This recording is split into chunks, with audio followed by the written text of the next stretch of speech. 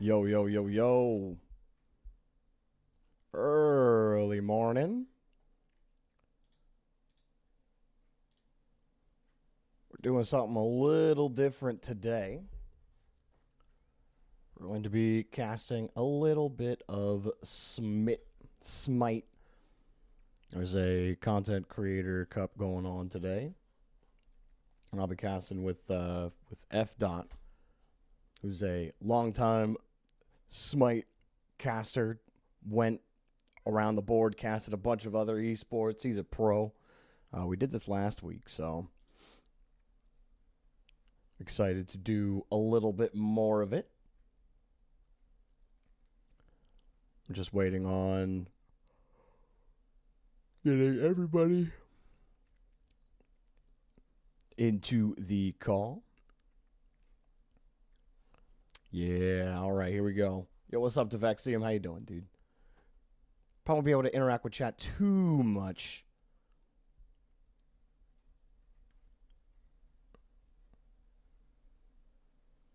Who's winning the major? Definitely K Corp. I'm going to answer this call now, though. Yo! What it do, baby? How does it do? Good morning. How are you guys?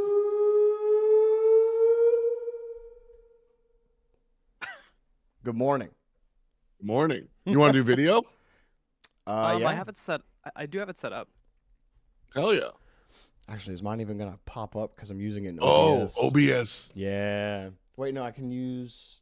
Virtual camera. Yeah. Yeah, we did it at the same time, dude. I'm going to start that. Oh, shit.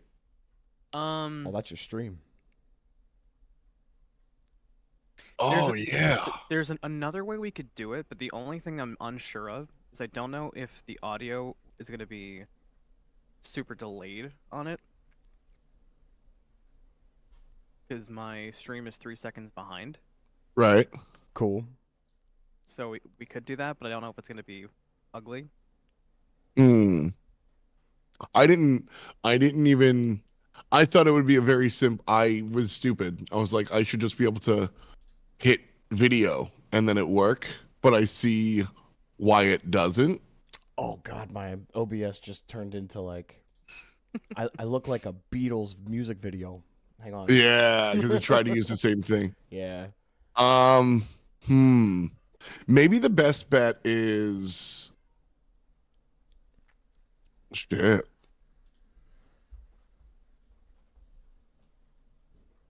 All right. I think this week we go without cameras. Yeah, that's fine. Because what we could do in the future is there's a way to have it set up to where you can have like a guest stream in your account. Right. Because then there would be no delay for anything. And then we could do that in the future. Oh yeah, A+. Okay, sweet. That is, we should. Yes. After today, we'll chat about when to chat about that. Works. And we'll make that work. Week by week, this is gonna level up, and by week like 4, we're gonna like rival Highness.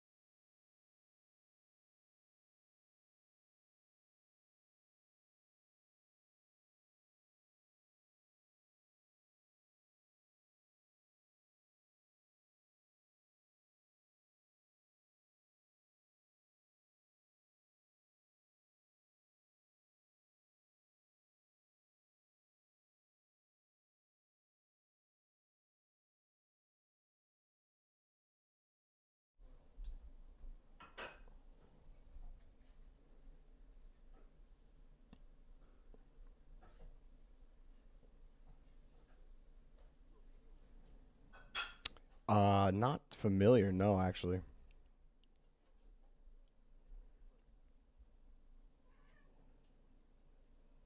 Got you.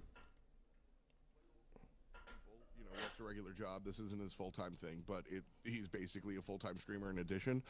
He used to coach a bunch of pro teams. He never played pro himself, but like that doesn't matter. His opinion is respected in the community as far as like esports stuff is concerned, but he's also like this giant. He's a giant fucking troll. Like he's just this Scottish dude who's like always making fun of everything, having a blast. Okay. But he's like the esports community guy, so him, you know, he's got like pro experience and stuff. Got So- you. Got you. The team Okay. I always think of when I think of his coaching is the Obey team that Yeah. went against Energy. I think about Oh, Obey. Yeah. Old school. Yep. I need Yeah, that he's the sheet. like Where's that I sheet that tend had to all watch the official broadcast, but if I'm going to watch any watch party, You're watching it's his? Hazers. Got you. Is he like, I guess, just like super knowledgeable about everything? Like, could tell you. how Less to- that and more like less. Well, entertainment? yes, he's got the player based knowledge, not the like game based knowledge. Gotcha. You know? Okay. So- So he's like the esports history guy. Exactly. You know, Got you. he'll be like, "Oh, I remember when Ducky did this," as he Yeah. like shaves his legs because he lost the bet. You know, Right. this I'm right. referencing a real situation. He shaved his legs on camera once. Like, That's incredible for the Yeah, he's- content. yeah, he's Oh, a man. funny guy. So I'll like see if something ridiculous happens on stream. I gotta see what Hazer's got to say about this. I go to Hazer and he's like, I mean, he used to do this shit all the time in the hotel room. You know what I mean? Like he's that story guy, and I'm always Right. here for that. Right. Okay. Cool. Where is that? Is that same sheet? Is it in the chat? Yeah, challenge. No, not challenge. Allonge. What on earth? That's awesome. I love What the is- dancing Pepe on the Oh, on the stream. That's great.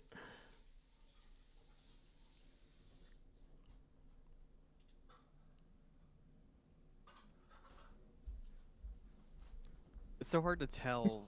Like, it's so hard to guess when someone's actually getting in queue for their game.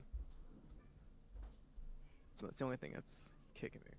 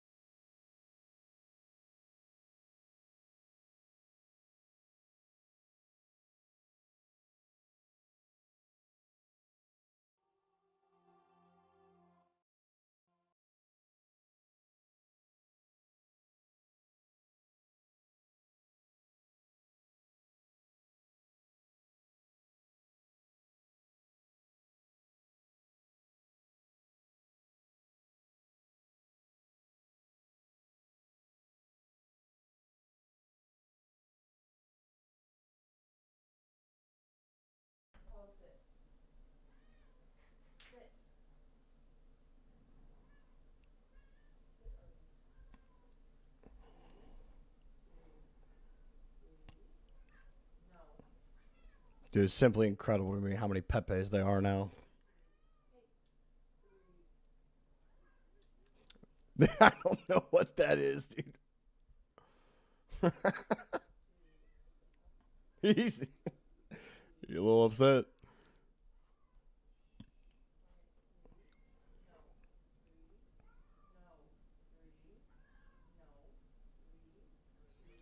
Yeah, let's go. Let's do it.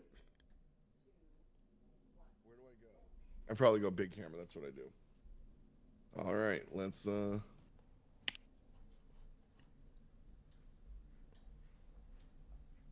Yo, what's up, friends? It's 11:04, just a little bit late as far as the schedule is concerned, but as far as I'm concerned, the Wizard's always on time. What's good? It's F. Dot, and I'm joined here by my friend Jorby. Yo. There he is. How you doing, Jorby? I am doing good, F. Dot. I just woke up on this beautiful morning, and this is the first thing I'm doing. I woke up, ran to my PC, sat down, and feeling That's fresh, me. feeling good. Every esports event, I feel that, man. Indeed. Ooh. I'm excited, Mike. We have another week of the Comment Creator Cup going on. Team Puffy versus Team Hazer. I know I'm a big boy, but Team Puffy is not my team. We will. I assume there's a content creator named Puffy that I'm being disrespectful to, because I was like, shit. I was just like, I don't know who Team Puffy is, but it's clearly somebody named Puffy, so that's who Team Puffy is. But Team Hazer on the other side, Paul Hay, he is a legend in this scene. He's a rebel, so should be fun. We've got picks and bans coming at you. We'll go into it. And so last week was a lot of fun, Jorby. Just kind of really figuring things out as far as like commentary is concerned and making it all kind of copacetic, so to speak.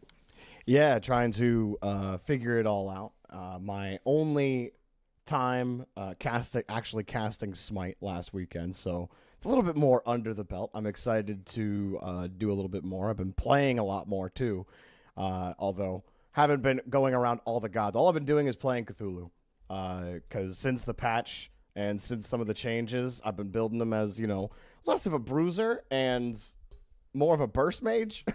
Ooh, a little mid lane Cthulhu action. Little do more of Cthulhu. It's kind of nasty, but I love it because first of all, Doomorb, one of my favorite items. Doomor was Doomorb. I've been saying it for years, and they added flat penetration on it, so now I can't get yelled at for buying it. But Cthulhu, if that's the thought process of you and Cthulhu, it joins the legendary list of oddball. We turn this into a mid lane mage like Jormungandr. Jormungandr mid. Shout out to my homie Zeros, who had done that forever. And Benny Q brings Charon into the middle lane. So we see a lot of that. Bans definitely reflect the patch. We see the Cthulhu and the Odin, which I think are front and center as a result of the patch. The Bumblebee as well has been very, very popular. Yes. The Kuzenbo and the Bologna, I think, just falling into place here. Yeah, nothing too surprising outside of that. The Thulu ban cracks me up because while nobody else is building him as a burst mage, if you do build him in the typical style with Gladiator Shield and all that fun stuff, and he's pretty tanky. Now that he can pop off all of his abilities at the same time, he doesn't have to channel his 2 anymore. He's a lot more effective around team fights. He gets to do a lot more, gets to hand out that torment a lot easier while his portal is being channeled, so he's very strong. I don't blame the Cthulhu ban, although I'm sad because I want to see him hit the arena. I really like the Daji Hell 2 pick. So Thoth goes first selection overall to Team Puffy, which we've seen a hell of a lot of Thoth work out over the past last week specifically. But Daji and Hell, I like not just the pick, but the pick combination here. Because what Dai Yi is going to be able to bring is a lot of beat. She's jungle Ares, right? That's her whole gimmick. She's going to strip at least 3 people's beats. She's going to go hard. And Hell kind of makes that a non-issue because you can just cleanse people. And she also got some love, so she wants to be picked herself. So this is a pick because Hell is attractive right now, but also a ban because Hell's Cleanse would really deal with Daji's ultimate really, really well. So I like the 1-2 punch there. Circuit and Hachi across the way with On Her finishing up phase 1 for Team Hay. And then Sobek and Charon getting banned, Kepri and Geb on the other side. So a lot of supports getting the final bans, with the support still being on the board for Hazer. The new Wa gets locked in alongside the On Her. And then Shiva. I played against a Shiva yesterday. Also, just full tank hilarity. You build, Prophetic Robe and Spirit Robe and just lull run your way around the entire arena. Athena getting locked in, the last pick for Puffy. I like the Shiva pick real well. The Athena gets locked in seeming relatively late in the draft. Athena's a very strong pick right now in rank. People, if you don't ban her, they yell at you. And at the end of the day, taunt is absurd, always has been, always will be. Been saying it since 2012. Well, 2013 she came out. But like Shiva, on the other hand, specifically chosen, I think, to deal with the Daji, the CC immunity on the ultimate. 6 seconds of CC immunity, by the way. Crazy. A little absurd, but like with the items too, he never gets slowed, he never gets stunned. Like he literally, you can't lock him down. I developed a special kind of irk for Shiva this week. Yeah. And then, you know, Shiva, though, to me, my gold ass out here, Shiva to me is whenever I play Shiva, he doesn't do anything. Whenever I play against Shiva, he's got every button available all the time, never CC'd, better than me, stronger than me, tankier than me, and I can't do anything, and I'm just mad about it. So, like, you know, I have to dedicate some more time to like taking a look at this character because so I mean, like, you know, Jorby is Jorby is new to you're relatively new to commentating Smite and this and the third. You know, been around the block, but also I haven't really commentated Smite since 2019, and so learning to look at some of these newer characters in a competitive way, like. I mean, Jorby will be the first one to say it's hard to turn off like caster brain, and I don't even know that I can. But like, yeah, I definitely Shiva and Lancelot are 2 examples where these characters came out and like caster brain engaged. I look at it and I'm like, you know what? No, ban, move on. Get them out and I of just there. I just never really like put in the effort to look at it intrinsically, and so I'm definitely excited to kind of see how Shiva is played at a competitive level, this, that, and third. And, you know, important asterisk to put above everything, that this is not the pro league, right? This is a content creator. We're seeing different levels of competition and competency, so to speak. But at the same time, I think, you know, I once commentated European PlayStation 4. I can absolutely take a look at lower level gameplay. And extrapolate what it means to hire. So we'll see what Shiva puts out, and maybe Team Puffy is the next team in the Smite Pro League. You never know. I mean, I'm definitely with you as far as you know, some of the newer gods. For me, catching back up with everything is like I thought I had a great handle on things, but the clip that Hi-Rez have released new gods is absolutely insane, and I come back and it almost feels like a new game. But oh yeah. Spending some extended time with the game, there are still guys that I'm also still not familiar with, so it makes me feel better, F. Dot, that you were also in the same. Who's your biggest? Who's your biggest hole? Wait a second. Let me rephrase. What's the biggest knowledge gap you have with respect to Smite gods? I would. Before it was probably like Cleodna. Not someone I'm too familiar with. Chernobog, I'm still not too familiar with. Cerberus, not too familiar with. I'm just thinking of gods that immediately there's like a huge hole. I'm a little more familiar with like Lancelot, King Arthur now, Ishtar, Mulan, and like Cthulhu, obviously, because I've been playing him. But hell yeah, yeah. Some of the other ones are kind of self-explanatory. Like Ishtar's a little more self-explanatory. Yeah. Searcher is self-explanatory. IMO. Tsukiyomi is interesting. That's one that's probably a bigger hole for me, but that's the nice thing about like half of the gods that I wasn't familiar with is that a lot of them have kits that are just extremely familiar, and really it just comes down to stats or like little weird gimmicks, and so like you still build them the same, you still counter the same, like the same. You're types still building of gods. the Jotuns into Transcendence, right? Like... Exactly. Like you still lose the same matchups that you would lose if it were like you know. I can't think of a random matchup in my head. I put myself on the spot there, but you know what I mean. I know exactly what you mean. The biggest thing, the fun thing to dunk on here is Cleodna. That's so she is Celtic, and so she will pronounce her name Kleena. Kleena, got it. See. Yeah, like if you've ever read the name Padraic, can wipe my pronunciation with Raic. It's actually just Porrick. Because the D in Gaelic, or just Irish these days, you're not supposed to say Gaelic, you're supposed to say Irish. The D in Irish is what the fuck? Okay, the D in Irish is silent. So Kalas is a legendary Smite game player. He has played on the world stage as a support. So we'll see how it works out in the jungle. But this is Kalos. This is Kalos. I am very surprised and very excited to see Kalos play here. I don't recognize any of the other players. Puffy is clearly the content creator. Much love to them. But Kalos is the guy that I recognize playing on the Serket jungle. Asterisk here, Serket once upon a time was viable as support. I associate Kalos as an Ares player in my mind. I don't recall a lot of Serket support, but I mean Kalos is a giant brain guy, so I wouldn't be surprised if this is very, very normal for him to be playing. But very cool to see an old head in the jungle. Love that. You know, your brain gets tickled a little bit, right? The old neural pathways fire up. Some memories come back to light. I'm excited to watch this matchup, download a little bit more of both of this. I think both Hachimans we watched last week, I don't think they won. I think they got boxed out by an Onher, actually, funnily enough. And Onher continues to be in an insane spot. All of the tools you want in an ADC, and already the solos are going absolutely ham on each other. It's close. It's dead. Oh, Shiva gets the first kill. Winter Queen taking down Land Sharks. That OC going down early to the Shiva. Not exactly what you want.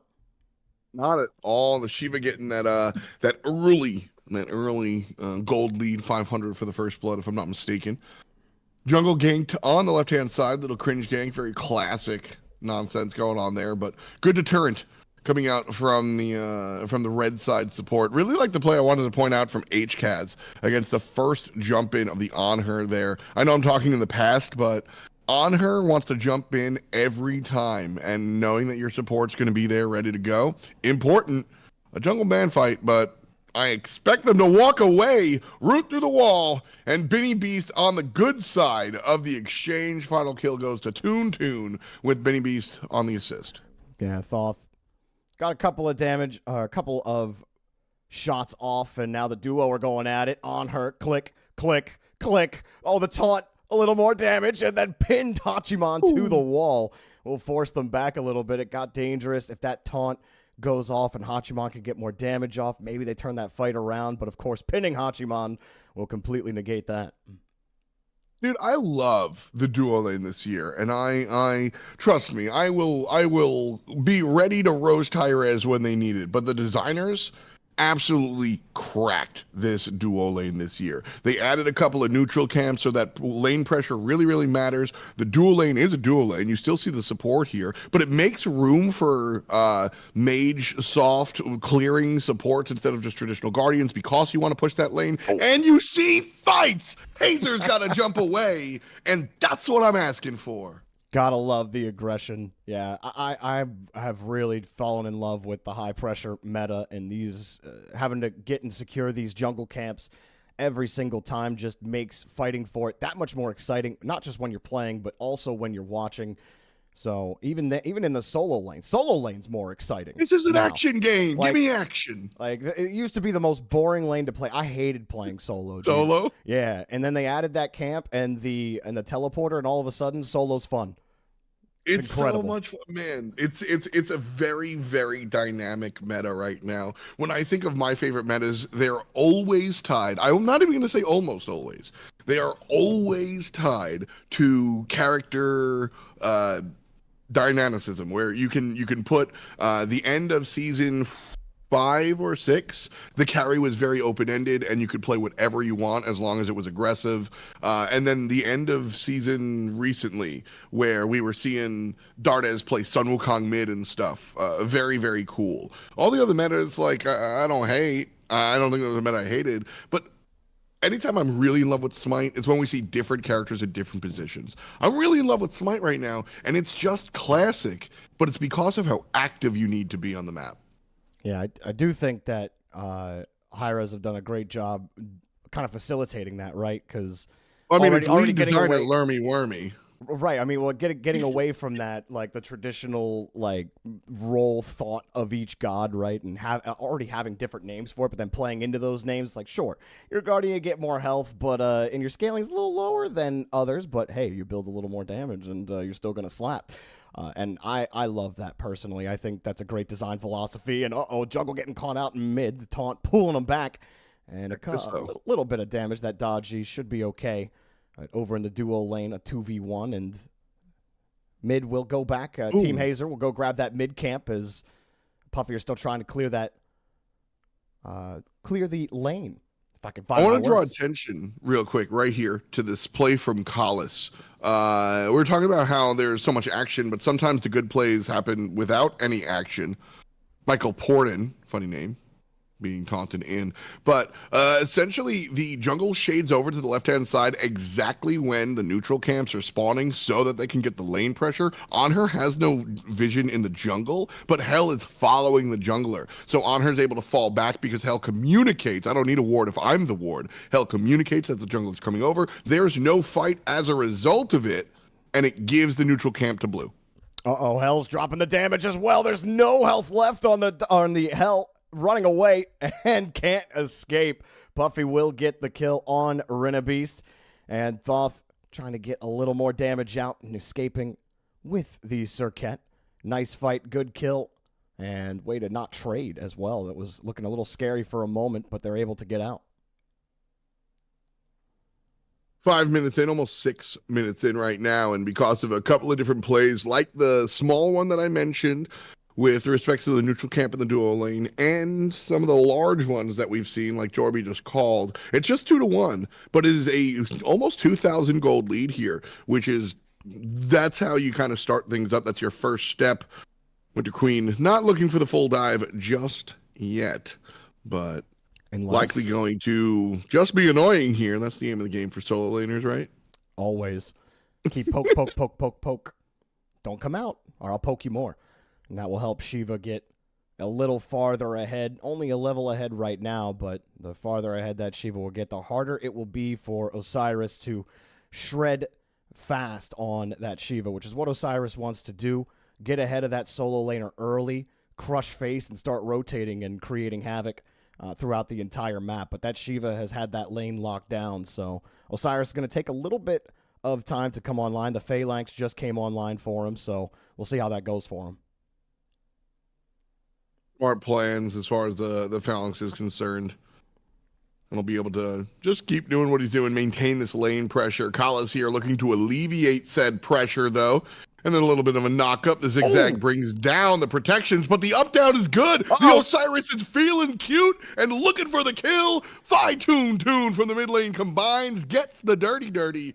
And Kalas has the Athena ultimate channeled, and that's enough to deter Land Sharks, turn him away, and a nice kill here from the solo laner. Despite Kalas' best effort, Land Sharks is just like, nah. He said no. That's Osiris for you, too. That ult can really change it, especially with that light stun. All of a sudden, Tune gets the kill on Puffy, and they're going to rotate around, maybe start to flash that Gold Fury. Hell, Nuwa, Daji all around it. Anher's going to start it, and they are going to go for that early Gold Fury about 8 minutes in. And I don't think anyone's going to be able to stop them. They'll go and at least look, but that's an easy Gold Fury for Team Hazer. Nice plays there. Able to find the Gold Fury. Very important. We mentioned that Team Puffy was up 2,000 gold. One play, and Hazer's able to go ahead and find that equalization. So a nice move there. It flipped, too. 2 different kills, right? One in mid, one in solo. And you know you have the man advantage there. You already had everyone grouped up. Why not go and get that Gold Fury quick? And you've completely changed the face of the early game. Gank on the left-hand side. Collis gets the zigzag, and Hazer, nowhere to go. The up-down's good enough because he knows he's toasted. There's no escape. Scenario. Yeah, your best case scenario, you walk away with a kill, but not going to be able to find it. Now that Osiris ult stuns Winter Queen just a little too much, and the tower damage was too powerful. Hazer, that Osiris is starting to get the better of Shiva. I think I caster cursed the Shiva, and I apologize. Because as soon as I said you were boxing out that Osiris, you got bopped twice in a row, lost Gold Fury. Team Hazer keeping it real close right now. Dead even again on the gold.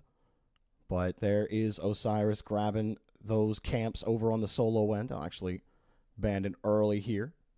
We'll take a look at the right-hand side and the distinct lack of ward vision in the jungle. Shiva also was feeling cute and they got a lead and they were feeling aggressive, and Team Hazer just kind of made sure that they took advantage when they could. They shaded over. Benny Beast honestly was more active in the middle lane, but just able to find a little bit of entry points. And speaking of Benny Beast, the ultimate comes out. Uh-oh. And, well, the stun, nothing happens. They're going to go for the low health, trying Nice to take play. him out. Moving, the Circuit barely survives. Athena's ult will save him for another day. They'll at least stay right in lane, but all three of Team Hazer still lurking around mid here. Thoth going to try to get that damage off Athena with the taunt, pulling it towards Thoth, and confirming the meteorite instead. All right. I'm eager to see how much value this meteorite holds for players. So each little moon rock is like literally 3 experience, 7 gold, or something like that. I'm sure it scales, but those are the numbers that I noticed early on. Which, you know, there's 10 little moon rocks, so maybe it adds up. But I find that to be relatively low value. I think in the middle of a fight, you definitely maybe prioritize the fight there. But I mean, the taunt it wasn't. I mean It was. I don't think there was any kill 2v3, potential. right? Yeah. Yeah, it just seems like a lot to invest for the moon rocks, but we'll see how much those are valued. Benny Beast with a curious invade here. I don't like this play call here, Jorby. And Benny Beast, you're gonna eat rocks because of it. That I don't know if was not a good play. I don't know if you earned the invade there. It's been fairly even, especially in the hotly contested left side of the map, where, sure, that Gold Fury went to them after 2 kills went down, but that jungle hasn't really been free. And the duo lane hasn't been free either. I mean, that's been hotly contested by both teams. Neither team really has a distinct advantage, so it's really an unnecessary risk. On the other side as well, Dai Yi is not really a character that I feel ultra safe on escaping moments like that. You know, if that's the Circuit, and they have the ambush available, and they can just jump over the wall and hop, skip it, and jump home, who cares, dude? But you're a Daji who needs a target to jump to outside. You know, you're hoping for a teammate to shade over, or maybe the roaming harpy guy in the jungle. Just a curious rotation, but here's a less curious rotation. Kala's forcing out the ultimate, and Athena showing up as well. A lot invested on the right-hand side here, and much ado about nothing earlier. This might be a Gold Fury call as Hazer lays it in with the 1v1. Couple of basics and a single kill for the Hayman, giving him the Haymaker. He has to keep going. He's already dropped the ult, puts the pillar up, blocks the taunt, still poking. He's winning. He's jumping. He's pushing. Oh, Hazer, no chance for Athena to do anything about it. Love the pillar on the taunt. That was an awesome play. Hazer's looking pretty good here in the duo lane. Every time you've needed him to make a play as on her, it's only that 1v3 that he got called out on, which, 1v3, good luck as the on her, but still nice play. Overall, still a tie game. Left and right, nice little ebb and flow. This is the type of content, this is the type of contest I want to be seeing. We obviously see an experience gap on the right-hand side. Who is that on is really what I'm looking at. Right-hand side, I mean red team, excuse me. And as far as the levels are concerned, I think we are looking at largely a, Shiza. I couldn't see the bottom because my computer was screwed. It's just Hazer. Got it. Yep. 15-12 for the Hunter. Yeah, he's looking kind of beefy, but Team Puffy are in some trouble here at the mid camp. Benny Beast takes down HCAS, and Hazer will come back and take down Collis, jumping in, killing another one. Fury. But Michael Borden will confirm the kill onto Puffy. That's another Gold Fury for Team Hazer. And that's how you use this lead. And that's really important. And thankfully, Hazer, an analyst, bringing me my job right here. Getting a lead in lane is cool and good. But if you just sit there and have a 4-level lead above your enemy Hunter and just continue to have a lead against your enemy Hunter, does a tree fall in the woods? Like, who cares? You have to make that rotation. You have to make that lead useful. And so when the level 15 on her shows up and starts impaling the level 12 jungler, the level 13 mid laner, that's how you make that impact. And as we transition away from the early game and into the mid game, you want to start looking for those objectives, and that's how you force that. I bring up all the time the stuff after the stuff. Well, how do you force the opponent to actually engage in a matchup that they know is dumb. Like, why would you fight that? You bring the hunter that doesn't belong there, and then all of a sudden, now they didn't know that it was going to be unfair. Hazer gets the kill, Team Domino falls into the Gold Fury, and now it's a 4,000 gold lead for Team Hazer. And this Shiva might be in some trouble. Here comes Dodgy, just escaping. Shiva will pop the ult and get away. Athena also ulting, and Shiva's going to go right back in with Athena in tow. Athena taunting one back into the tower. Shiva pulls them right back in. Athena still pulling them back. Dodgy in some trouble now. Not a lot of health. Dodges away just in the nick of time. And now Hell's come to support, but so is Serket, and so is Thoth. This was not looking good for Team Hazer. Taking some damage. Athena drops another one on her. Jumps. Or not on her, excuse me. Wrong. God. Serket, thank you. I'm getting a little too excited there. And Thoth will get the kill on Benny Beast. And wow, what a save for Shiva on the late rotation for Puffy and Kalas.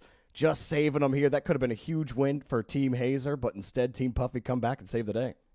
Very important. You know, we're talking about stemming the bleeding, not getting any leads themselves here, Team Puffy. It still is going in the direction of Team Hazer, but this could have been a nosedive down for the line. Instead, it's holding strong. Team Puffy now down 5K, even more so than the last time we spoke, and they've got to be looking for their next move. Pyromancer, nice little call here, but they can't die for it. Puffy falls to the hand of direct opposition, and it looks like HCAS also going to go down. The tether and the slam. So 2 kills for the Pyro.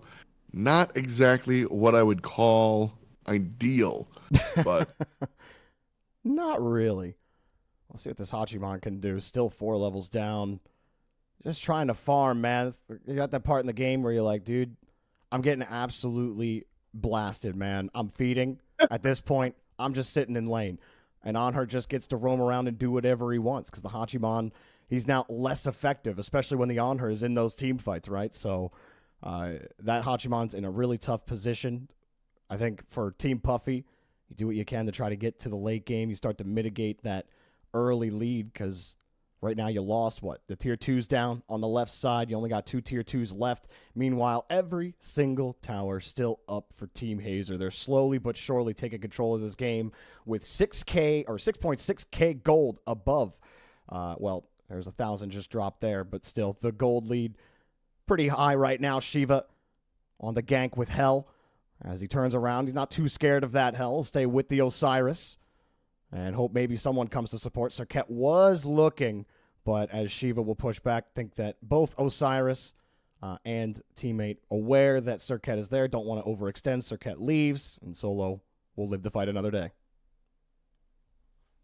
Dean Beacon coming out here, looking to fight over it for 5K, at a 5K deficit. This is a great look for Team Puffy. They don't have to win this fight to still get the objective, but it looks like Kala's in trouble, forced to back off. Ultimate from the mid lane confirms the kill, and now it's a 5-on-4. Team Puffy have to get the heck out of heat, and Hazer and Benny Beast combine for another one. Puffy with the Aegis, and HCAS just stuck in the middle, and Hazer turns him into a joker. So another kill for the Heyman. 4-1 on the Anhur. I believe 3 assists to his name as well. 13-7 for the experience and the gold differential. It's a lot of numbers in the way of Team Hazer, and they're walking towards the Fire Giant. It should be an easy Fire Giant for them. Only Shiva there. Not sure they're going to be able to do much about it. So really, was it like the early Anhur? Or was it just all the little fights? Because, sure, Anhur got really big early. Shiva's looking to see if he can steal this. We'll see. Pillar goes up, but the pillar's to the side. Shiva tries to go in, and no chance at it. Now everyone's going to dive onto him. Everyone leaping forward. Shiva, the health is still up. Run. Athena's ulting, and now they got to leave. He's a dancer. He's just dancing. Dancing with the stars, F-Dot. 6 seconds of CC immunity. I'm raging, Jorby. I'm raging, Jorby. I'm raging, Jorby. 6 seconds of CC immunity. I'm raging. Yeah, you know, Iris, like we're making a bunch of sweeping changes with this patch, but we're going to leave that 6-second CC up there. 6 seconds of CC immunity. I'm raging. Like, at least Michelle is a squishy mage. Maybe she needs it. But 6 seconds of CC. Oh, my God. Oh, my God, dude. Yeah, I think I'm playing Shiva after this. Not against me. I'll ban you. I'm calling Isaiah right now and being like, I'm not allowed to do this, but can I get one? Can you just ban someone because I want you to? You're banned. The first conquest auto ban from above, Shiva. Not the one you expected, but the one me and F. wanted. Oh, man. I want to bring up a point that our observer Anthony Malum brought up earlier. By the way, shout outs to Anthony doing a lot of the work behind the scenes here at Caster in his own right. You should check him out. But he highlighted the bauble, which is a big part of this recent patch. So the bauble is going to allow you to hit 50% CDR as opposed to the normal cap of 30, and that's why we're going to see. We were already seeing ability-based characters in the jungle. Honestly, we'll see a bauble on every character potentially. But this is why characters like Bakasura and Kali are forced out a little bit more so because, well, you can just have 50% CDR now. And so why wouldn't you do that on Daji? You know what I mean? I feel like, okay, this is how I feel about the bauble. I think it's cool. I think 50% CD is cool, but like also there are other items I feel like that do a little bit more for you, right? Why? Oh, yes. Are you dead? Yes, you are dead. Bye-bye, Athena. Easy. So it's like I feel like on some gods, certainly now I'm a little unfamiliar with Daji, so I can't speak to that. But as far as like other gods, like why would I go for 50% or 10% more CD versus when I can just hit a little bit harder with 40 CD? Like I do feel like it's a great item, and I love it. I love increasing the cap that way. But hang on, there's a team fight in front of the Phoenix, and Shiva goes in and says, "Please come up, help me!" But Winter Queen has no vassals left. Hazer takes him out. Daji running away. And getting the call, or Circuit running away, Daji getting the kill, and everyone fighting under the Phoenix. Everyone's getting melted. Benny Beast and Hazer eliminate the entire team. The Phoenix goes down. And are they just going to take down every Phoenix here? I believe so, just to make sure. Or do they go? They're thinking about it. They're like, you know what? Why not? Let's go get the Titan. This may be a GG at about 21:40. And there you go, Athena. Goodbye. Thanks for playing. Good night. Team Hazer take the dub against Team Puffy, and it was not close. Well, the beginning of the game was, and you asked a question earlier, you posed, what was it? Was it the on her or was it the everything else? And it really was the on her. It wasn't obviously the on her by himself, and boy, do I hate giving Hazer credit, but he earned it. That's very cute, the Obey UI. We love to see it. But so Hazer got there really with a lot of help from his friends. Benny Beast was a big part of shading over to that left-hand side lane, giving Hazer a lot of room. Kalas actually confirmed a lot of or at least 2 or 3 of the cycles of the neutral camps for his squad, but Benny Beast's rotation to the left-hand side, and Hazer got a couple of 1v1s as well. Like, all jokes aside, homie's good at what he does, and Hazer was able to find some kills, and like I said, getting that lead is one thing, but making that lead a transition is a whole nother idea. And what Hazer was able to do, moving over to that, not mid lane, but the middle of the jungle, and starting that fight, enabling his team into the Gold Fury, that gave his team the first lead of the contest with that 4,000 gold lead, and they were able to kind of catapult from there. So absolutely, I think, brought to you by the On Her. Yeah, that was pretty sick stuff from him. I love the resurgence of Hell. Hell was one of the first gods that I actually, Hell was the first god I ever played in Smite. I love stance switchers as like a concept, and Hell has always been in a very interesting place in Smite where, you know, sometimes she's overtuned, but most of the time she's just not worth picking. So I love that, you know, she got that slight buff to her protections on her cleanse. And I wasn't sure that change was going to do much for her, but it definitely had people decide to try and pick her again. I think one of the more interesting, like, just stance switching, I think, is interesting design in general. Like her, Uller, RTO, I think all those types of gods are interesting. So cool to see her make a couple of games here and play pretty well, rotating a lot. Michael Porden, I thought, also did a good job supporting the team and came in and saved solo lane a couple of times as well. Yeah, absolutely. Could we see the builds again real quick? Because I want to build on that Hell statement. The build here. Yeah. So just seeing some tank nonsense. That's exactly what I expected to see. The world of soft support I'm more open to it now that we have such a like push centric duo lane concept. But that means you have to find your tank elsewhere, and with Daji going so squishy, you know that you just need a tank, and so Didn't really the hurt them that tanky much, hell though, is did what I it? expected to see for Yeah, sure. yeah, no, definitely. Yeah, but like even if you build your tank here, you're definitely still missing like a true front line, right? But they didn't Well, really need it. I disagree with that. I feel You I think feel big like front line there? yeah, because I mean like what she is lacking is crowd control. Right. Like at the end of the day, if you take Hebo and you take Ymir Mm-hmm. and you make and naked, you put them level 20 next to each other. The difference is like 18 prots and 200 health. So it's not nothing. 200 health is half a basic attack. Like, sure. But really, your tankiness, your frontline ability, your statistics come from items. So if you put lipstick on a frog, it's beautiful in Smite terms. And so Hell puts a whole bunch of breastplate and gauntlet of thieves and this stupid tank earring thing going on here, and she's a tank. There's nothing else. There's nothing missing. What is missing is crowd control, but that's fine. On her comes with a fair amount of CC himself, I guess, question mark. But Daji has an ultimate that forces beads. So a little bit of this, a little bit of that. I like the balance here. And yeah, like I said, tank hell. The change they made a couple of years ago, Jorby is, and everyone, is the change to healing. So healing no longer scales off of power. So in response, they raised the base healing just a little bit.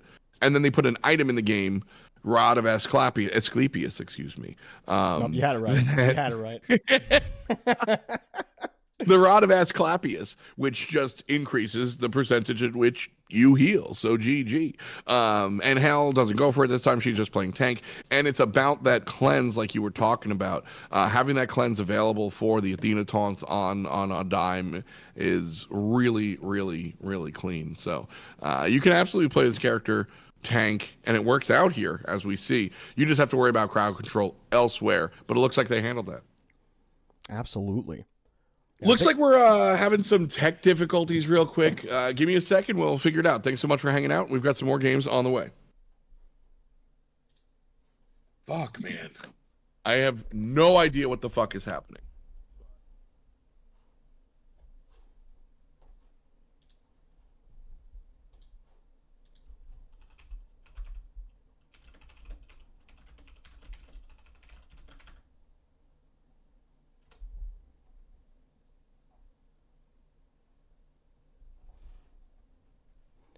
all right.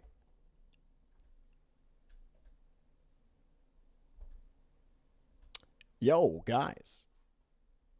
Talking to my chat right now. What's up, guys? How you doing, Duck Boy Lars? Nathan Trone, Waffles Mitch. How you doing? You used to play this before playing Rocket League? Same, dude. Smite was actually the first game I ever streamed. It was the first game I ever wanted to cast. So it's pretty cool getting to do it with F. Dot, who was doing it for literal years. He used to work for the company as well. BVL Smite when? Yeah, right. Definitely something I am, interested in doing. But right now, just relearning the game, relearning a lot of the gods, and I'm not relearning the gods, rather just learning the new gods that I'm not too familiar with. So I've been playing the game a lot more again, and that's really helped me get a better understanding of things. Really, I just need to start playing with every god and stop playing with Cthulhu so much. But I am really enjoying it. It is a great time right now. FDOT's just trying to fix stuff on his end, and then we'll keep on going. But right now we're casting the Smite Content Creator Cup. We're just grabbing a couple of the off-stream matches that are going on. There's the official Smite channel, twitch.tv/Smite game, where they're doing the official broadcast. So if you're just curious about the entire competition, I know Harry Hardwanda's in here. He likes Puffy, sorry to hear about Puffy, Harry Hardwan. He ended up falling short here today. But yeah, I hear you guys. Definitely something, like I said, definitely something I'm interested in doing. But just getting used to casting a game as different as Smite is. You know, I've casted some other games in the past, like I've casted PUBG. I've casted a little game called Battle Right and like a bunch of other one-offs at times, and never casted a MOBA before. So, you know, Smite's my most familiar one that I know. And so just casting it is a completely different experience than any other game that I've casted. And it's fun because I feel like my neurons are growing again. It's definitely brand new. And having someone like F. Dot help me out has been really helpful.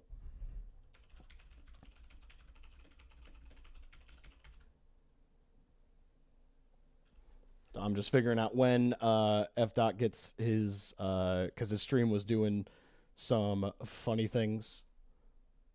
But yeah, I plan on doing. I do plan on doing more Smite content. I don't know what that looks like entirely.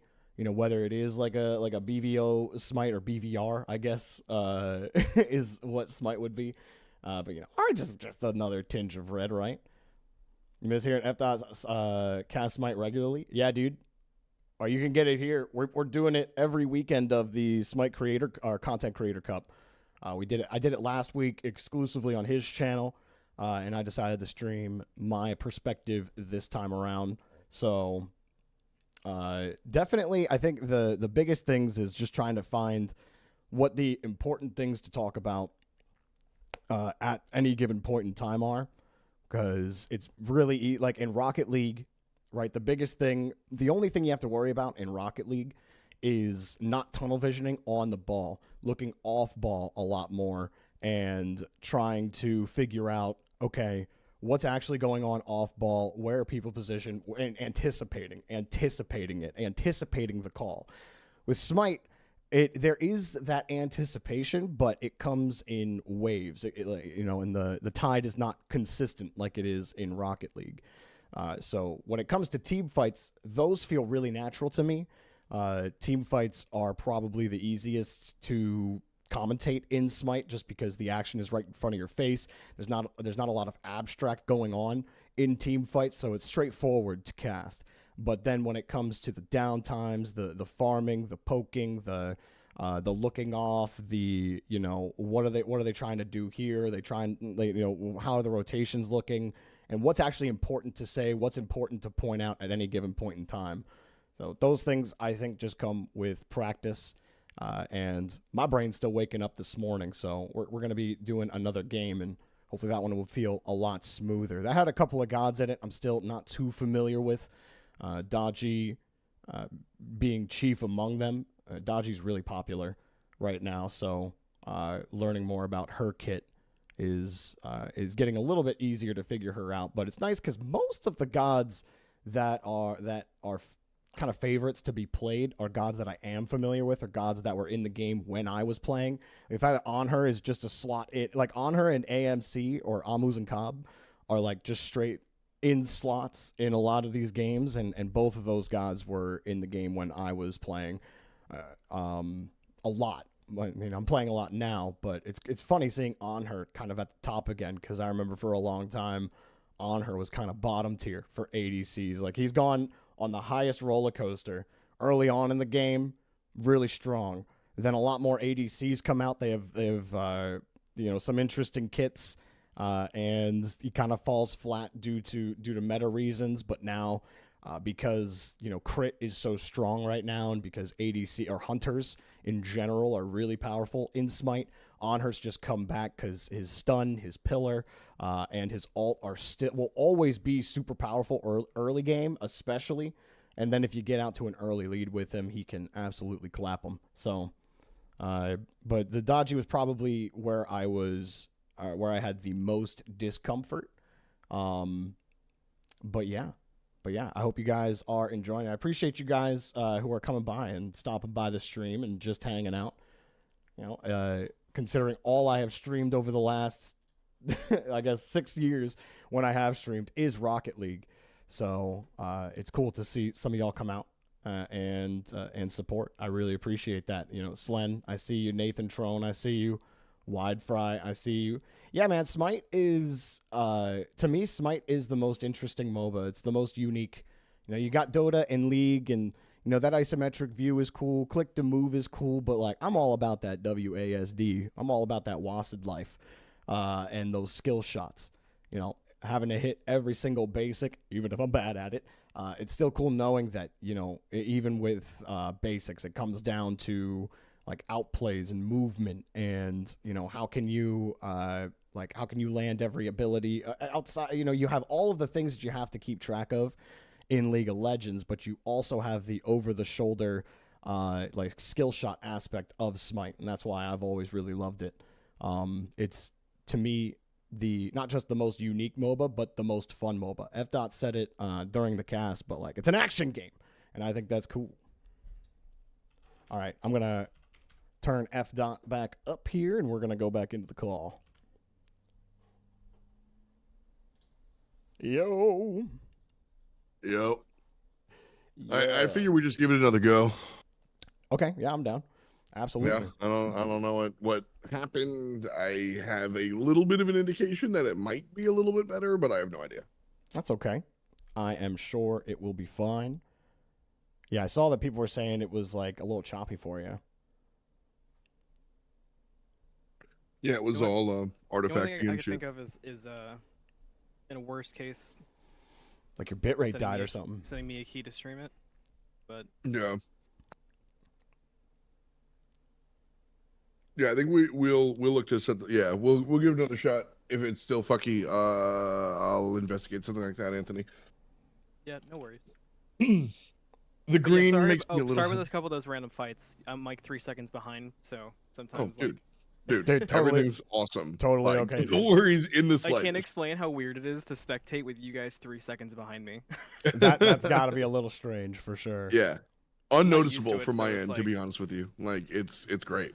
There was Like, oh, only shit, there was 3 only seconds ago one they where I wanted know we were this. talking about a mid fight, and then like you went over to duo lane, and then I was like, oh okay. Yeah, that's because fine. like in my I just head, I'm assumed like, I oh, didn't well, know what there's a I fight was talking happening about here there. and a fight happening here. Yeah, but then I so watched Yeah. and then I I'll watched go mid to like this. leave, and it wasn't a fight anymore. So I was like, yeah, Yeah. it was just me. So lore, the next 2 teams is they're both like these are like the grind GM sweat lords of EU. Beautiful. Some of them Ooh, have touched cool. SCC, some have touched SOC. Siegel, April, Revolution is who I would give like my favor to because I think Mhm. they're kind of underrated. Revolution has a pretty nasty Awelix, so I wouldn't be surprised to see it like target banned or something from iDavy's team. But Nice. iDavy's team is equally good. Like Ragna is a demon, Davy himself is gross. So it's really. Oh, Good I game on remember paper. Davey. I think he played Xbox or something. Yeah, they're Okay. really really good team on paper. La Revolution is a French like shit poster, so he fits his own lore. Nice.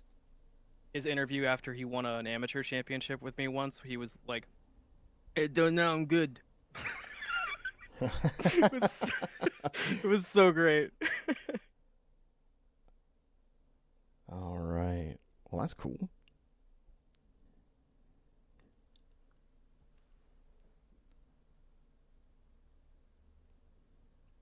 Yeah, I think my biggest weakness right now is definitely just new god familiarity. Like dodgy is definitely a big weak point for me.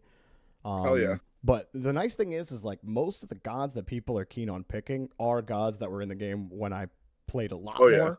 So like I'm still really familiar with most of the kits. The healing thing, I didn't actually know, so that was good. Yeah. That was a good Yep. little tidbit there. And I so was, I was and- very and- confused by the my full spike tank crashed. thing. I'm like, that's why I was like, I don't know if that would work. And then you said that, and I was like, well, okay, never mind. That would work. I figured as much. Yeah. So like I am definitely like try to imply, like, I mean, at the end of the day, it's totally cool. Like, this is the type of broadcast where you can absolutely be like, I don't know what that does. Can you tell me? And like, Yeah, I tried to everybody do would that be a little down. bit with a couple. But if things. you don't want to do that, I can infer and then give a break. Like, there's really nothing that if I went, all right, let me break down a little bit of what ESET does here and why I like her in the situation. And if I talk about like the ultimate and the two, that's just good MOBA commentary. It's not too rudimentary. So like if you are out of the know and don't want to just blatantly say, I don't know what the fuck is going on here, you can sort of like, you know, I can just infer it to you. Yeah, that's fine. That's yeah, fair. direct me there, and then I can, and then like there's like me breaking down something like that is good actually, because there's for everything you don't recognize, there's 11 people out there that don't either. So yeah. that's always been the fun part of me doing like variety as chair one, because I'll be like, I legitimately don't know what this is about, and then my chair two is like, dude, I love to talk about this. Neither do the people in chat. Let me break it down. So, Yeah, I don't have any problem. iDavy being had a like, bye. I forgot to say that. Oh, Who did? okay. Team iDavy had a bye from last nice. week. Sorry, I forgot to mention that before. All good. No, you're good. But yeah, I don't have any problem being like, yeah, I'm not sure. But Yeah, I also good. do like inferring because I think it sounds good. So I agree. But like early on, I'm not too worried about it. Still trying to get my brain on this, man. It's a lot. It's a lot.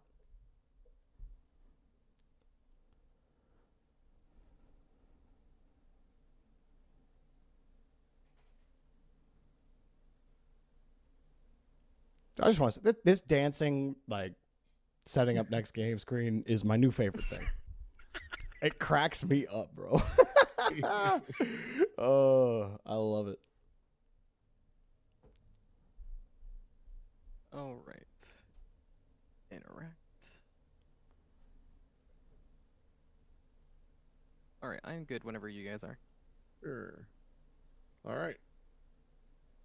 Let's go ahead and once more with feeling. Let's give it a shot. Team iDavy versus Team Seagull. It's F. It's Jorby, and special shout out to our OBS, Anthony Malum. Picks and bans coming at you, and this time around should be technically better. I don't mean just ever so slightly. I mean the technical aspect of the stream should be better. Please keep us informed in the comment section. But Roy Jorbison, how you doing, buddy? I am doing great, Sir F. Sir F. Swag. Got that first cast out of the way. My brain's a little more warmed up, so I'm ready to go. I see a Heimdall and Thor immediately banned on Team iDavy, who had a bye coming into this game, so feeling fresh. No warm-up game for them, unlike Team Seagull, who get the AMC ban. How do you feel about the bans? Like, Cthulhu banned again? Just let my boy Cthulhu cook, dude. Come on. I want to see him hit the... Interessante on the Neath band, to be honest. I see the other bands are pretty standard. Heimdall is the character that escapes me a little bit. All of our popular hunters right now are heavy clear or ready to fight, like Sobek. Not a hunter, but you know what I'm saying, like in the dual lane. Heimdall doesn't have turbo clear like the AMCs that we see banned, etc. So really, I think people just like fighting with him. And I need to see more develop before I really understand why. But he is extremely valued at a high level, and that is what we're seeing here today. Team iDavy and Seagull, these are high-level grinders. So last week in NA, we got a chance to see some fun teams, and then just before, Hazer, much love, but you know, that was a slightly elevated matchup.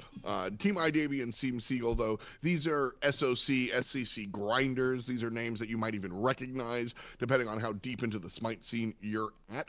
And so this should be representative of high-level competitive play, which I'm very excited for. Got a heads up on the Wheelish pick here. This is a pocket selection, a very strong one at that for Anthony, help me out here. Who was it?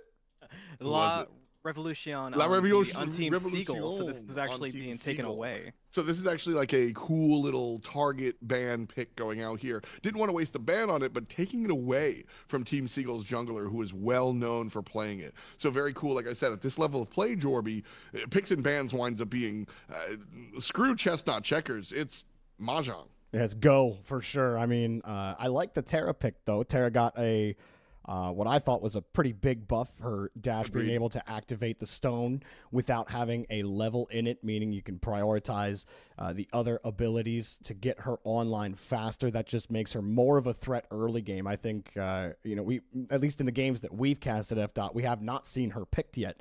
But with that buff, I have no doubt we're going to see her picked a lot more. Agni also getting locked in against the Chiron. Terra is a character that just simply was unplayable. It's funny because I one of the things that I really like about Terra is that I just realized you're streaming on your channel as well, and I'm muting to my stream, but I'm just like burping and farting and coughing into my microphone. So haha, my bad, Jorby viewers. That's okay. Anyway, That's okay. I swear I have a cough button on my end.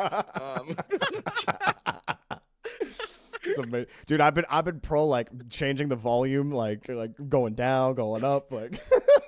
But it was pretty funny. Don't worry, we cut it in post. Good. I'm just like, and like I swear I'm pushing my buttons. Anyway, one of the cool things about Smite is that really, if you were to have a pro level competition, it rivals Dota, if not matches Dota, in the amount of characters that are selected. Very rarely do we see gods that are just unplayable. Terra, unfortunately, was unplayable because right now you're level 1, you just need to clear.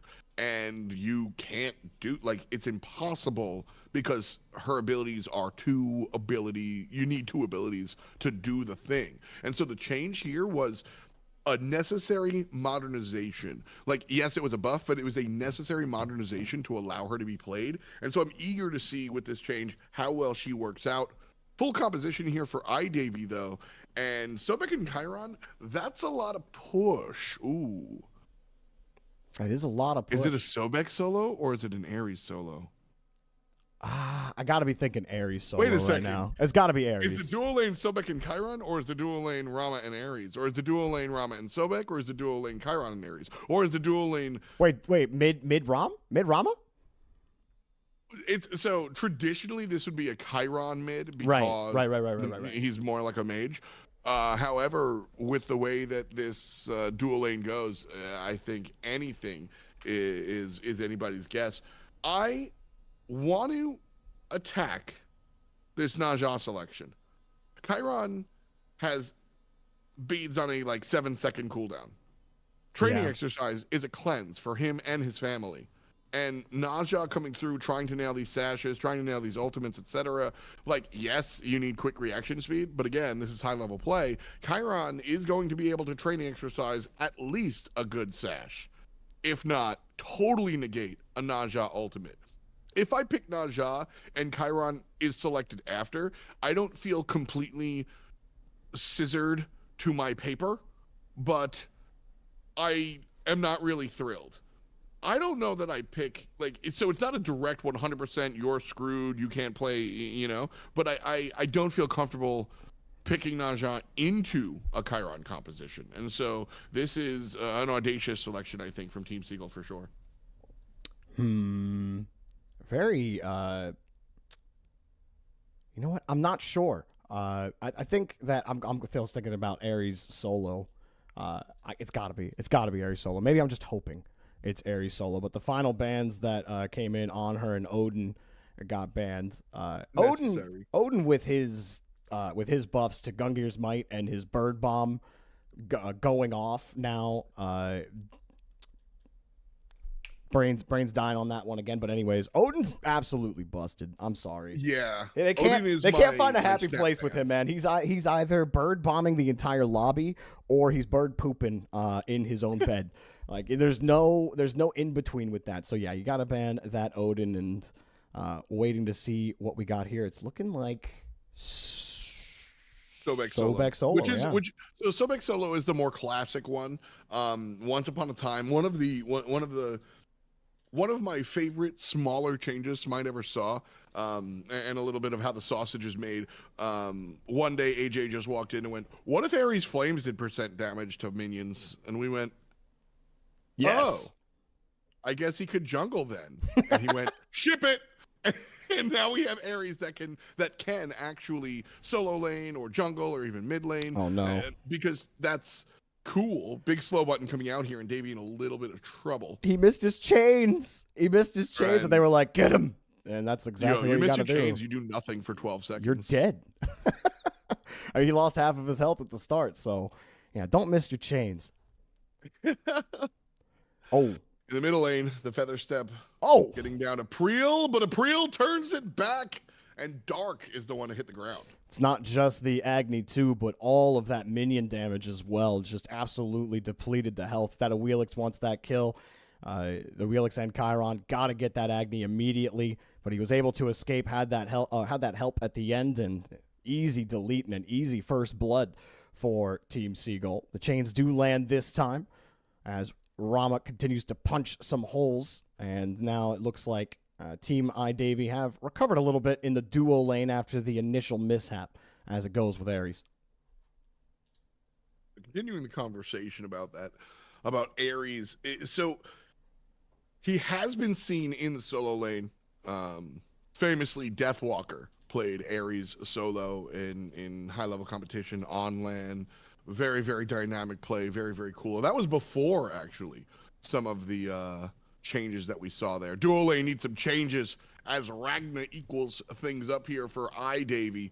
A nice little combination of skills. Rom with the good one. And a nice early shot here for the Hunter. I always liked Rom. It's very easy god to play as well, just attack stim based, and those are always much more intrinsic to understand as well. But that also makes them extremely dangerous, no matter how easy they are to play, because you can pop his 1 and 2, and then next thing you know, you got no health left, and he does pop the 1 here to clear the wave out. But a nice start, or not a nice start, but a good counter rather for iDavy to get that kill.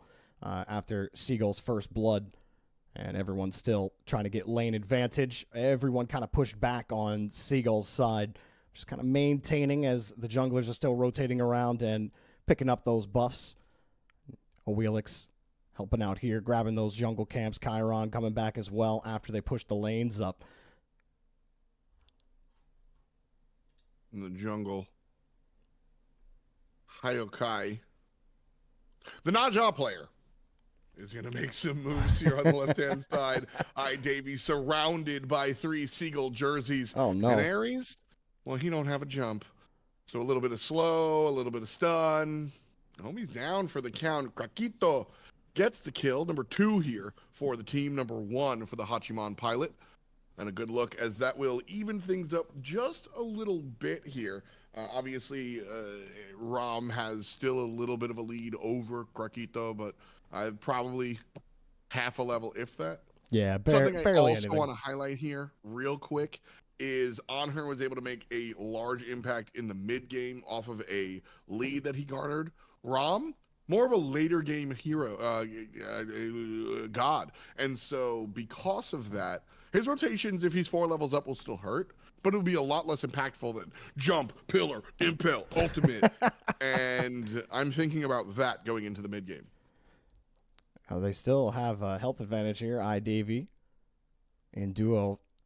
Seagull just keep getting pushed back immediately. A lot of pressure thanks to that Ares, and I mean that's what you pick him for. You pick him for the high pressure, the chains, just with the dot damage, the not the root, but the, what do they call it when it's not a root but you can't leap?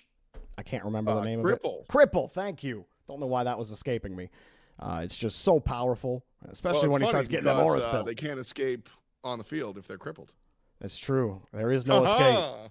There is no escape. Bow to the chains. Aha! Come on, Anthony. We said no escape. Davey just sitting in front, now going to start getting that damage with Ares. He pops the ult to confirm the kill, and there you go. Ares gets the kill. No escape. Got another one. Escape. He can't escape. Awelix also confirming a kill. So a trade, and it ends up 3-3 between iDavy and Team Seagull. Side note. Anthony, our observer, is running some Anthony is not running a jank setup. Anthony is unfortunately using jank setup. He's master of the jank setup. Master of the jank. He is 3 seconds in the past trying to match our commentary, and he's still pulling it off. So I can't thank him. But like, I just realized, I'm like, come on, Anthony, and realizing that he's like, got 17 things going. Yeah, F-Dot's brain trying to throw that Anthony hate down. Not necessary. I do love still looking at the no escape, though. No, Look at all that damage. Look how much damage, base damage that does, dude. That's insane. At The max chains level, are dirty. 500 base damage. At 40% scaling, who cares? Well, so that's part of like what Ares does and why he needs to be offensive and why this meta is sort of a double-edged blade for him, because Ares doesn't have peel by way of crowd control. This is how he peels. Look at him. The damage is strong, and he's actually going to have enough. The Rom gets it home. Ragna with the last hit, but Davey does trade out here for it. There's no stun from Ares. So how do you force somebody to turn around? You punch them in the face until they turn around. Like, that's what Ares does. So if he's behind, he has no peel. If he's ahead, as long as he hits his stuff, you He's can't peeling. be there. So it's peel. So he has to do that sort of damage. And, having his 2 on top of it to get those extra protections. And like you said, getting ahead and then getting ahead in the aura game only makes it that much more difficult with his passive. True. So, you get... You know who doesn't get ahead? Who doesn't? Xing Chen doesn't get ahead. True. He does not get ahead. And thank you. I wanted to play off of that, but you know what? I don't think you deserved it. He's got no head. He's got no head, but he's got lots of health. Vitality, if you will. Ooh, is he French? I don't know. Ask the French. Xing Chen. I tried to make that sound French. It just sounded really Chinese. My bad. Revolution here. That was the most not French. Cutting down the Chiron. And how you kai, how you say, is on top. Oh That my said, god.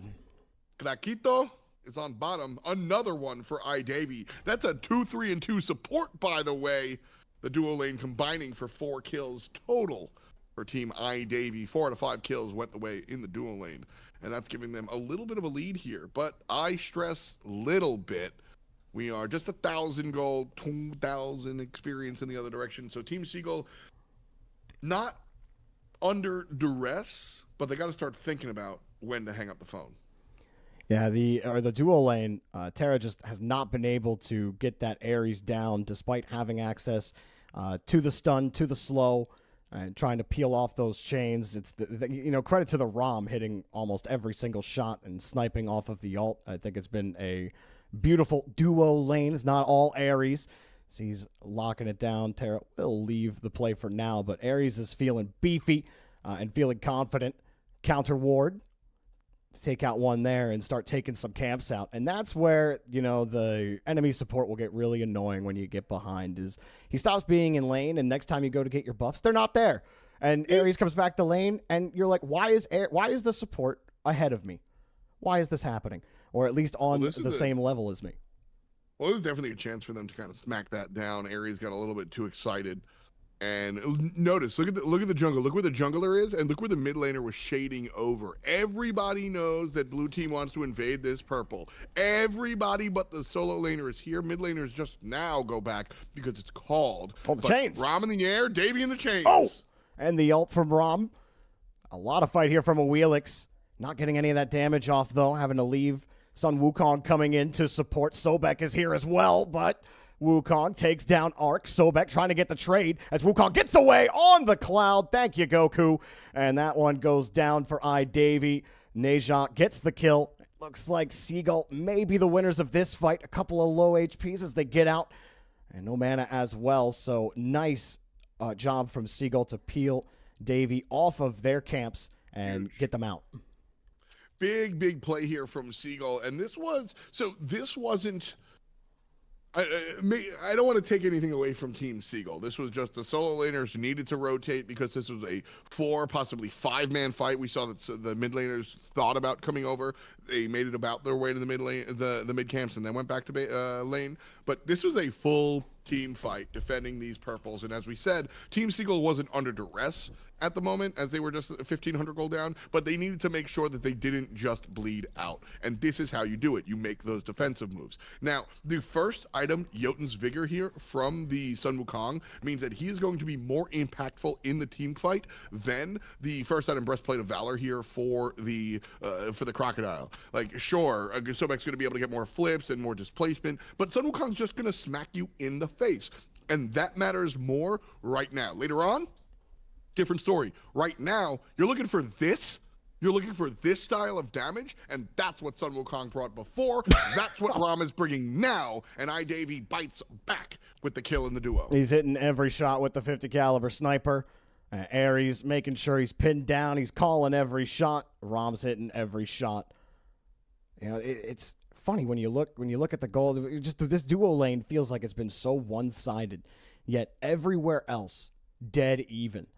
It may come down to when this Ares really starts fully rotating, starts, warping the middle lane and the rest of the jungle. Obviously, seeing what happened the first time they tried to do that in the enemy jungle, they got trounced for it.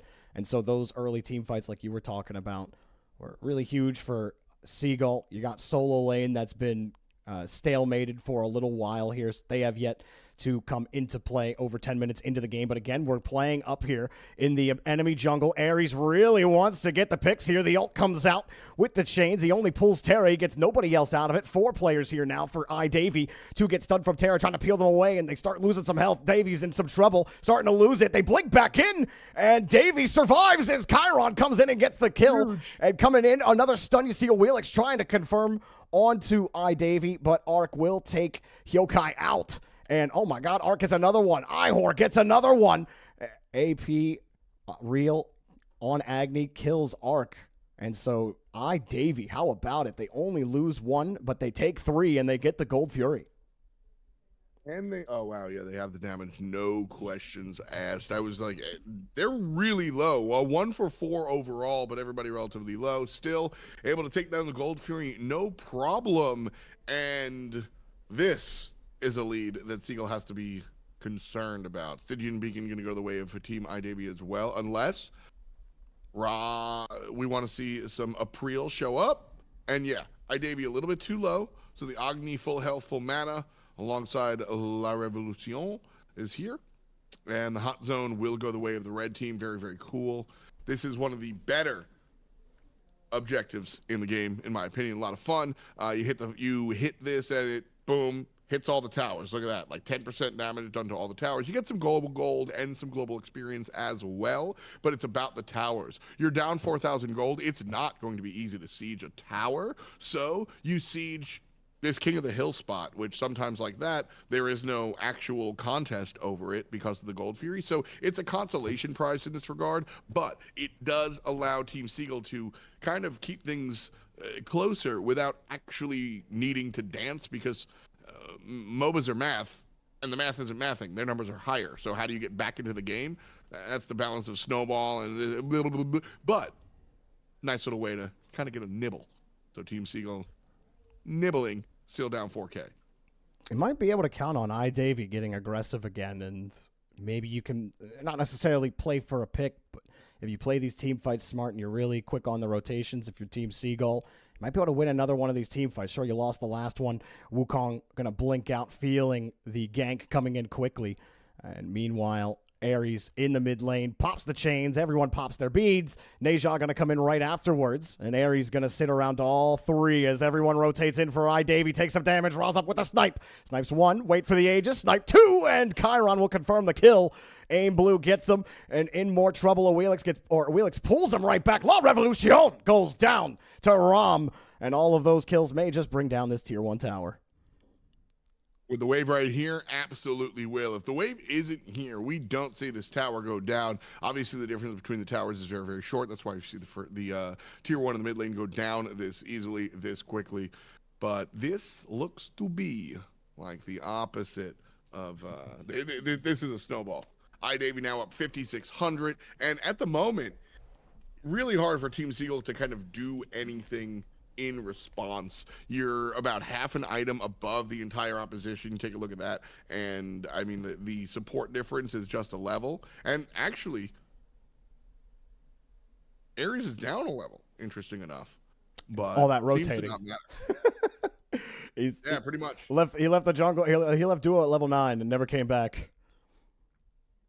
But Easy peasy. why do you need to come back when Rom's been playing so well? He is 2 levels above the Hachiman right now. Everyone else Chiron is 2 levels above the Agni. Everyone a little bit higher on Davy. And I was really thinking that last team fight was the one that Seagull needed to win somehow. But Ares just sitting in the middle of 3 waiting for his team to rotate in. There was just nothing that they could do. They knew they had to wait. They knew they had to save their abilities for when the rotation came. But when the rotation did come, well, Wheelix got in there, caused some damage, and then, Rom and Chiron, that double hunter, once they get online, man, it's such a hard thing to stop in Smite right now. Double hunter is so lethal, especially when you start getting to that 20-minute mark. The crit starts coming online. Your lifesteal is online. Maybe you got that pen up. Either way, hunters have so much more available to them in terms of just raw damage output the later you go into the game, and you're starting to see that a little bit. All Ares has to do is just kind of sit in the middle of them and watch his team left-click Seagull to death. Stygian Beacon being fought around, not up yet, but you know who is up? Naja and his target. Chiron being brought back down. Davy grabs 2. And April just barely alive. Make it done. Aim blue on the good side despite being brought up. Jungle answers back, so it's going to be a 1-for-1 exchange so far. Aim blue with the double kill. That's the horseman. And he's racing to the finish line. 14 kills in total for Team Davy as Team Seagull looks up at a 6,000 gold deficit. And after that, the Gold Fury is alive and waiting. That's exactly where Davy's going to go. Yeah, Aim blue hoofing it over there. And it kind of, it is a little different than the last game that we had where the early game I feel like was much more contested in the first game that we saw between Puffy and Hazer. Whereas this, really, Davy were starting to win the laning phase early on. They had the early pressure. They were getting, Solo was getting the side camps. Duo was getting the side camps. And really the only presence that Seagull had was in the mid lane early on. And then after that, they lose an early team fight. Ares baits them all into the enemy jungle. That's the only team fight Davy lost. Since then, both the team fights in mid go straight to Davy. They get the Gold Fury, and they're starting to put this one in a really difficult spot for Seagull to come back from. With Neja unable to get much going, Agni also getting stuffed. They just don't have much of a response right now for the raw output that Davy have.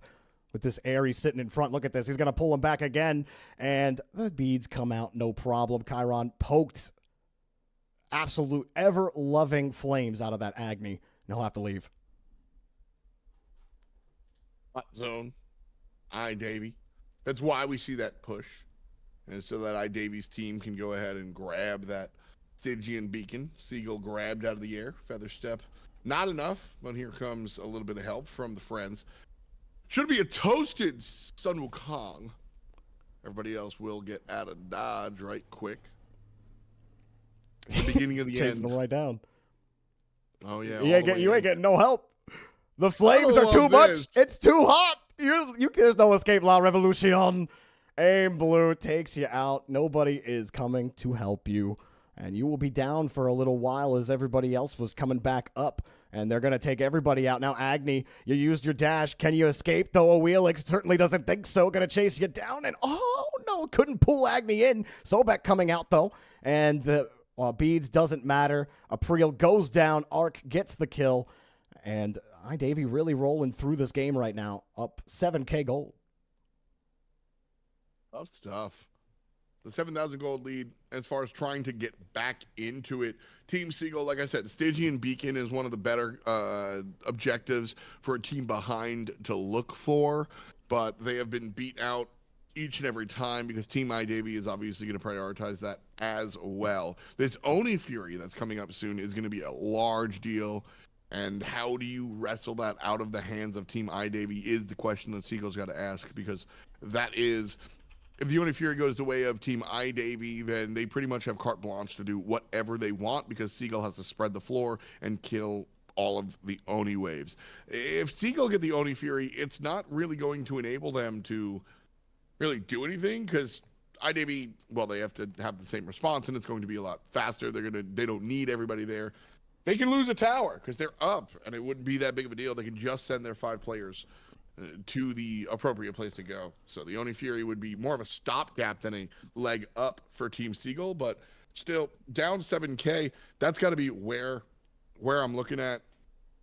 Pretty much, your mid lane Agni, not really hasn't been able to do really anything.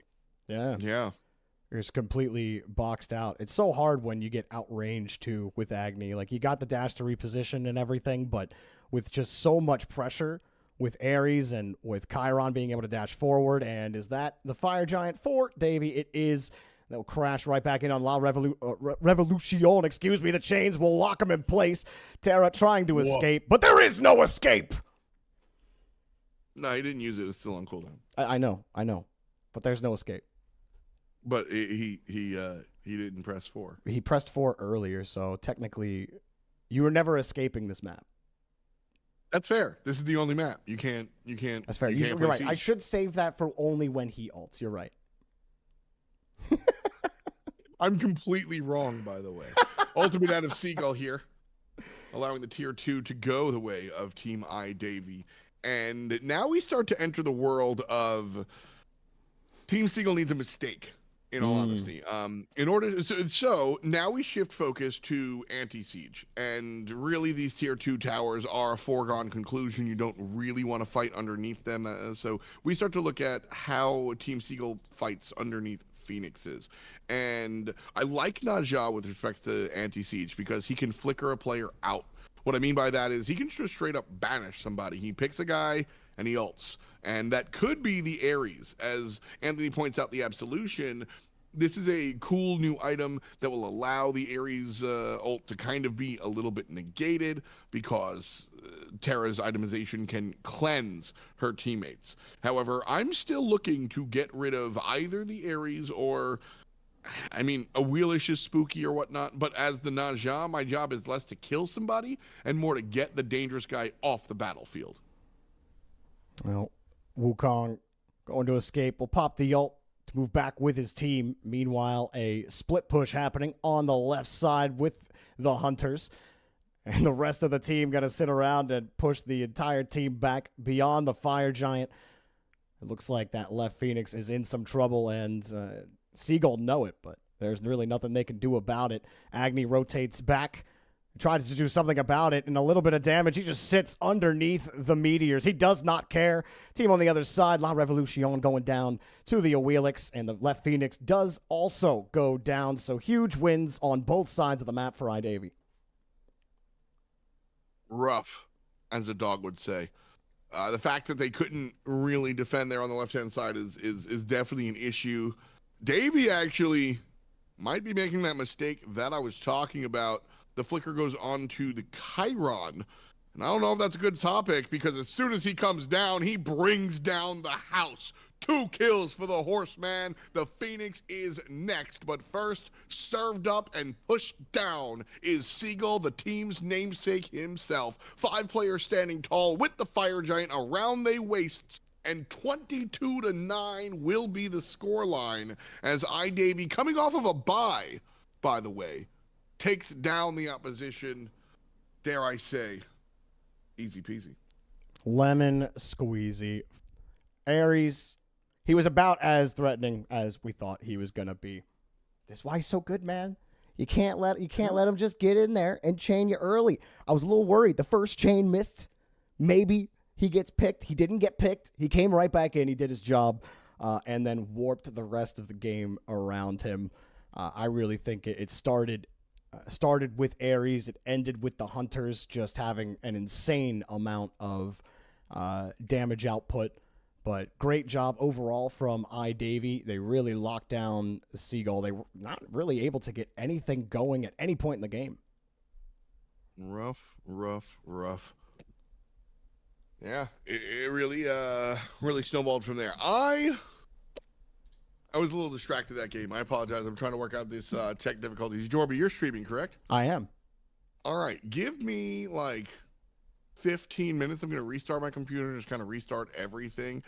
Feel free to join Jorby on his stream, but we will be back in a matter of moments. So please and thanks. Just bear with us, and I'll be right back. Thank you so much. Sounds good. You'll be right back. Well, that one was not as fun as some of the other games we've had. I think every other game that we've casted so far, I'm thinking back last weekend, casted 2 games every day. So this was the 6th game of Smite that I've ever casted. Definitely I think every other game has been a lot closer. This was pretty much a stomp from the start. Those are also a little harder, like late game, when you are kind of trying to figure out, like, okay, like F Dot was doing it, like late game, like trying to figure out, okay, what's the comeback mechanic here for Seagull? But then, you know, in the middle of that point, of course, they get picked off, and then, well, the comeback point is kind of null and void at that stage. So it's just watching Davey run around, get the towers. You kind of know it's probably chalked because they can't match the damage output. They keep getting caught out in like 1v3s. It seems like very confident play from the start from Davey with how willing they were to just push up, go into the jungle, and rotate early on. And no one could really do much about it. So, but I still figuring out like flow things as far as the casting goes. And with the current view that I have, sometimes losing track and like not remembering a god who blinked in. Like Deja blinked in at one point, and I was like, that character blinked in. But still a ton of fun getting to cast this. I'm having a great time with it so far. Yeah, Ninja Krabby, I do indeed play Smite. I've been playing Smite since 2012. I definitely played a lot less after Rocket League came out and stole my life. But was always keeping tabs on it. It was the first game I ever streamed, first game I ever wanted to cast. So it's cool. It's really cool to be able to do it, especially with someone like F Dot. But I see James, I see you in there, man. I appreciate it. I see a lot of people that have stopped by the stream to support, and I really appreciate you guys. This is a ton of fun to do. And I'm really appreciative of F Dot and Anthony as well, the guy who's running this little YouTube spectator stream for me and F Dot. Huge community guy in Smite Caster, observer extraordinaire. And he's also really good at the game. He absolutely smashed me. I think he was on my team both times when we were playing, but you know, some of your jungle invades went crazy. The jungle invades were amazing. I totally gimped our enemy jungler, and that's all I did. Late game, I had some clutch freezes and walls, and that's all I care. As long as I'm hitting the Ymir walls, I'm happy. I could go 1-25, and as long as I'm hitting the walls and we win, I'll still think I did okay. But no, that's definitely a little more to get used to than what I'm currently used to with regular Smite. Yeah, Nathan, I appreciate it, man. Like I said, I'm really happy to be able to do it with someone who I feel as comfortable with, like F Dot. You know, I've casted Rocket League with F Dot, I've hung out with F Dot at multiple events, so I have a lot of rapport with him. So it's just like a natural comfort, and he's so good at just making you feel comfortable as a co-caster. Which is funny because not that long ago, I was kind of doing that for him with Rocket League, and kind of doing that, like picking up like the chair 2 stuff and talking all about a lot of the off-ball stuff. But F Dot's such a pro that, you know, he could commentate any game, and he sounded like a natural in that one too. So it's really nice to have that rapport. And while I'm still trying to learn, not just you know, learn the new gods that I'm still unfamiliar with. And also some of the itemization is a lot different. Like there were some in-slot picks back when I played a lot that some items aren't even in the game anymore that were there. And then some new items have been added that I'm still getting used to. So I haven't been able to really talk about itemization too much unless I see like there are some newer items I'm familiar with now, like Dominance and some of these other items. But like, you know, my bread and butter is still things like, you know, Jotuns, the upgraded or evolved items are really cool. Luckily, those are all based on items that I already knew about. Even like the paid ones, like Devoted Deathbringer, or like Mana, not Mana Cloak, but I always forget what it's called. Mages. Magi's Revenge. Magi's, thank you. Yeah, all those. See, Anthony, that's why you're the GOAT. Thank you. Bailing me out. But yeah. What are you saying? What are you saying, Sino? His ult puts up a Rocket League arena that stuns. What? He's saying when Smite XRL Car God ADC shoots balls. It was crazy. Yeah. Yeah. Oh, I thought you were saying what was crazy. Oh no, I said that goes crazy. Like that's insane. I want that. Oh, I agree. Could you imagine like the you have like a Subaru WRX as a god, and then like you just shoot like your auto attacks out of the hatchback. It doesn't make any sense, but like let's go with it, right? You get like a turbo dash. Lightning McQueen just in general. Lightning McQueen, okay, huge. Yeah, when he ults, he says "ka-chow." He just like drives around you. I like where this kit's going. It's like it's Apollo Ultimate, but it plays Life as a Highway up in the sky. That would look. I was about to say that would totally break my immersion, but there's a literal hot dog skin of. And let's not forget Beans Baba Yaga. Beans Baba Yaga is crazy, dude. And then like huge plushy Cthulhu. And doesn't Jormungandr have a plushy skin too? Yes. Yeah. Yes. Yeah, that definitely is the immersion breaker. Or whatever. Right yeah, Cthulhu is the best. Cthulhu. Cthulhu is incredible.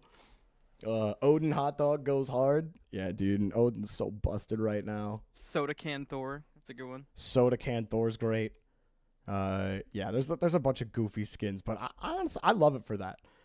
It is a little wonky when you come back from a couple years not playing a lot, and like you get into a game and then you see plushy soda can hot dog beans. And I'm like, is this a MOBA or is this like Overcooked? I don't know what game this is anymore. There's Fenrir XD. Oh, I love the Fenrir XD. That one is really good.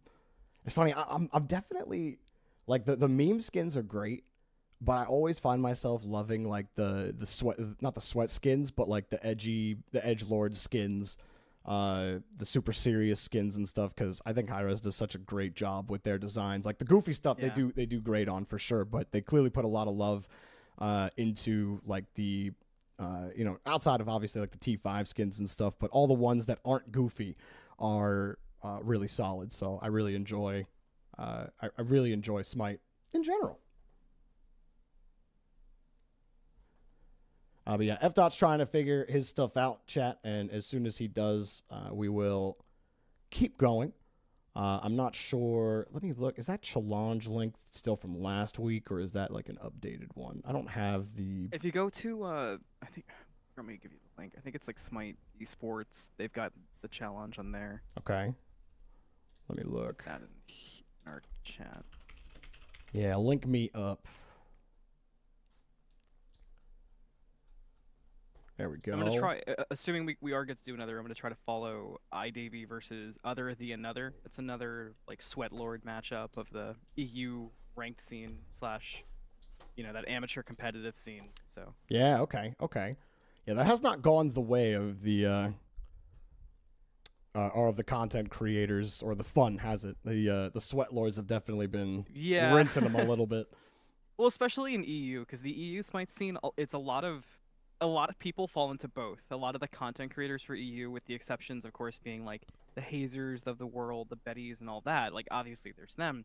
A lot of the streamers who pull 75 viewers, they've got webcam turned off. It's 4 a.m. Eastern, and they're playing Giannis solo with the Polynomicon first item. That's the type that's the type of ranked creators that EU's got. So in a way, it makes it's a little more cut and dry than it is in NA, where there's a lot of in between. Yeah, it's funny. Seeing like I don't want to say, I guess, gaming or competitive cultural differences between like North America and Europe. We talk a lot about it in Rocket League, but it is interesting to see the similarities in other competitive games, where like EU, like, at least in Rocket League, like, EU are all about just win, win, win. Like, I don't care how we do it. I don't care if I don't do anything or I get 50 points in the lobby. Like, as long as we win, then I'm going to do everything we can to win. And NA, you know, it's more like, how can I make this look the most fun? Or how can I have the most fun scoring? Content region. Yeah, exactly. Content region, you know, clip region, whatever you want to call it. Obviously not saying that, you know, EU don't like going for clips, but it does seem to be more of a culture thing in NA. So it's funny that it does transcend specific games, and it just seems to be like overall competitive gaming culture when it comes to like that NA versus EU style. I've not gotten to cast any EU Rocket League. The NA amateur leagues that I'm able to cast for are all just NA. They go up to SSL and a couple of them, so I've gotten to experience that, but I've not gotten to experience any EU demons. Yeah, you know, it really depends in EU for Rocket League. I think like a lot of like the bubble players in Europe are like, a lot of them love going for stuff. Like the French are currently the standard in EU Rocket League, and so everyone's kind of trying to emulate the best in the world there. Your Zens, your Vatiras, your like even like Itachis, your Seikos, your Monkey Moons. Like those are the players that a lot of your bubble players are trying to emulate, and a lot of those players have that like selfless style. They are extremely mechanical, can be extremely mechanical, but you know, a guy like Monkey Moon won't go for too crazy stuff. It's definitely slightly different. But it's really not that big of a play style difference when you look at the top on both ends. But as far as like the bubble goes, I would say like it really depends who you get in both regions. So even if like, you know, you did do a little more European Rocket League at the same level as you did NA, you might see them be a little more challenge heavy. But like, I don't know. Everyone says like, hey, EU challenges everything. But I mean, I even watch some top EU teams don't challenge balls that they should and give it a lot of free space. So, right. Yeah. How have you liked casting Rocket League? I love it. It was tough getting used to.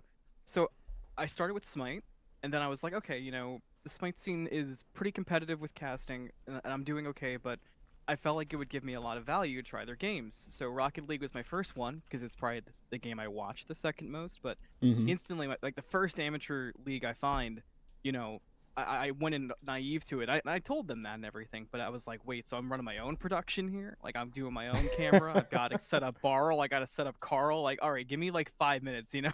Yeah. So that was a bit of a culture shock at first, but now I'm super into it, and I still feel like you're gonna relate to this given what you were just talking about. But I feel like my play-by-play, I feel like it's more than passable. I'm just having a good time with it. Yeah. The second I gotta pretend I know anything analytical, I'm like, dude, I'm plat. That's Guy like, hit ball good off ceiling good. There's like F-dot passes off to me when there's still nothing happening in Smite, and I'm like looking at the map, and I'm looking at the items, and I'm just like, yeah, okay, jungle camps are cleared out. They pushed up the lanes. That's cool. And F-dot help. Exactly. I feel you 100%. It's so funny because when other Smite casters are like, oh, so how do you get into Rocket League? I was like, well, let me just warn you outright. Are you willing to do your own production? And they're like, huh? Yeah, that's that is in vogue in Rocket League. Everyone's, thanks to a guy in the community, Lander, LNDR. He created this wonderful tool for live overlays. You mentioned it, Barrel. And that really helped people run like one-man productions. When I do my stream during the week, which are just like viewer games that I cast, I have a live overlay that I had him custom build that uses that same technology. Right. But like you even I've see seen like a few of the customs. Yeah, you'll even see like some orgs just like throw up that Barrel overlay and it just works. You know, you get the boost meters and everything. And there was a time not too long ago where we didn't have any of that. Like, so that was a complete like community-led initiative by Lander that made one-man productions possible. It's insane how many buttons I'm pressing that are outside of the actual production itself because it just works. You know, you don't have to do a lot of fancy clicking or any kind of like weird transitions yourself. It really just works out of the box. And truly incredible tool. So, but definitely a different experience if you're not used to the one man production crew. But Yeah, you're doing great with the obs here. So with the picks and bans and everything.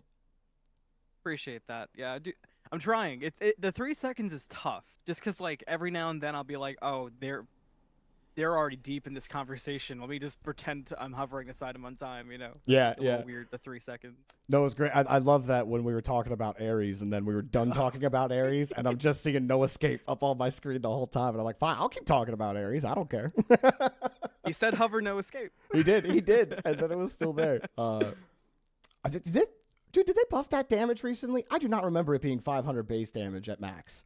I remember it being like 380 I feel like or something like all that. Ares buffs of recent have been stuff to his chains and to his flames to help him with clear. I can't remember the last time they buffed no escape. It could have been recent.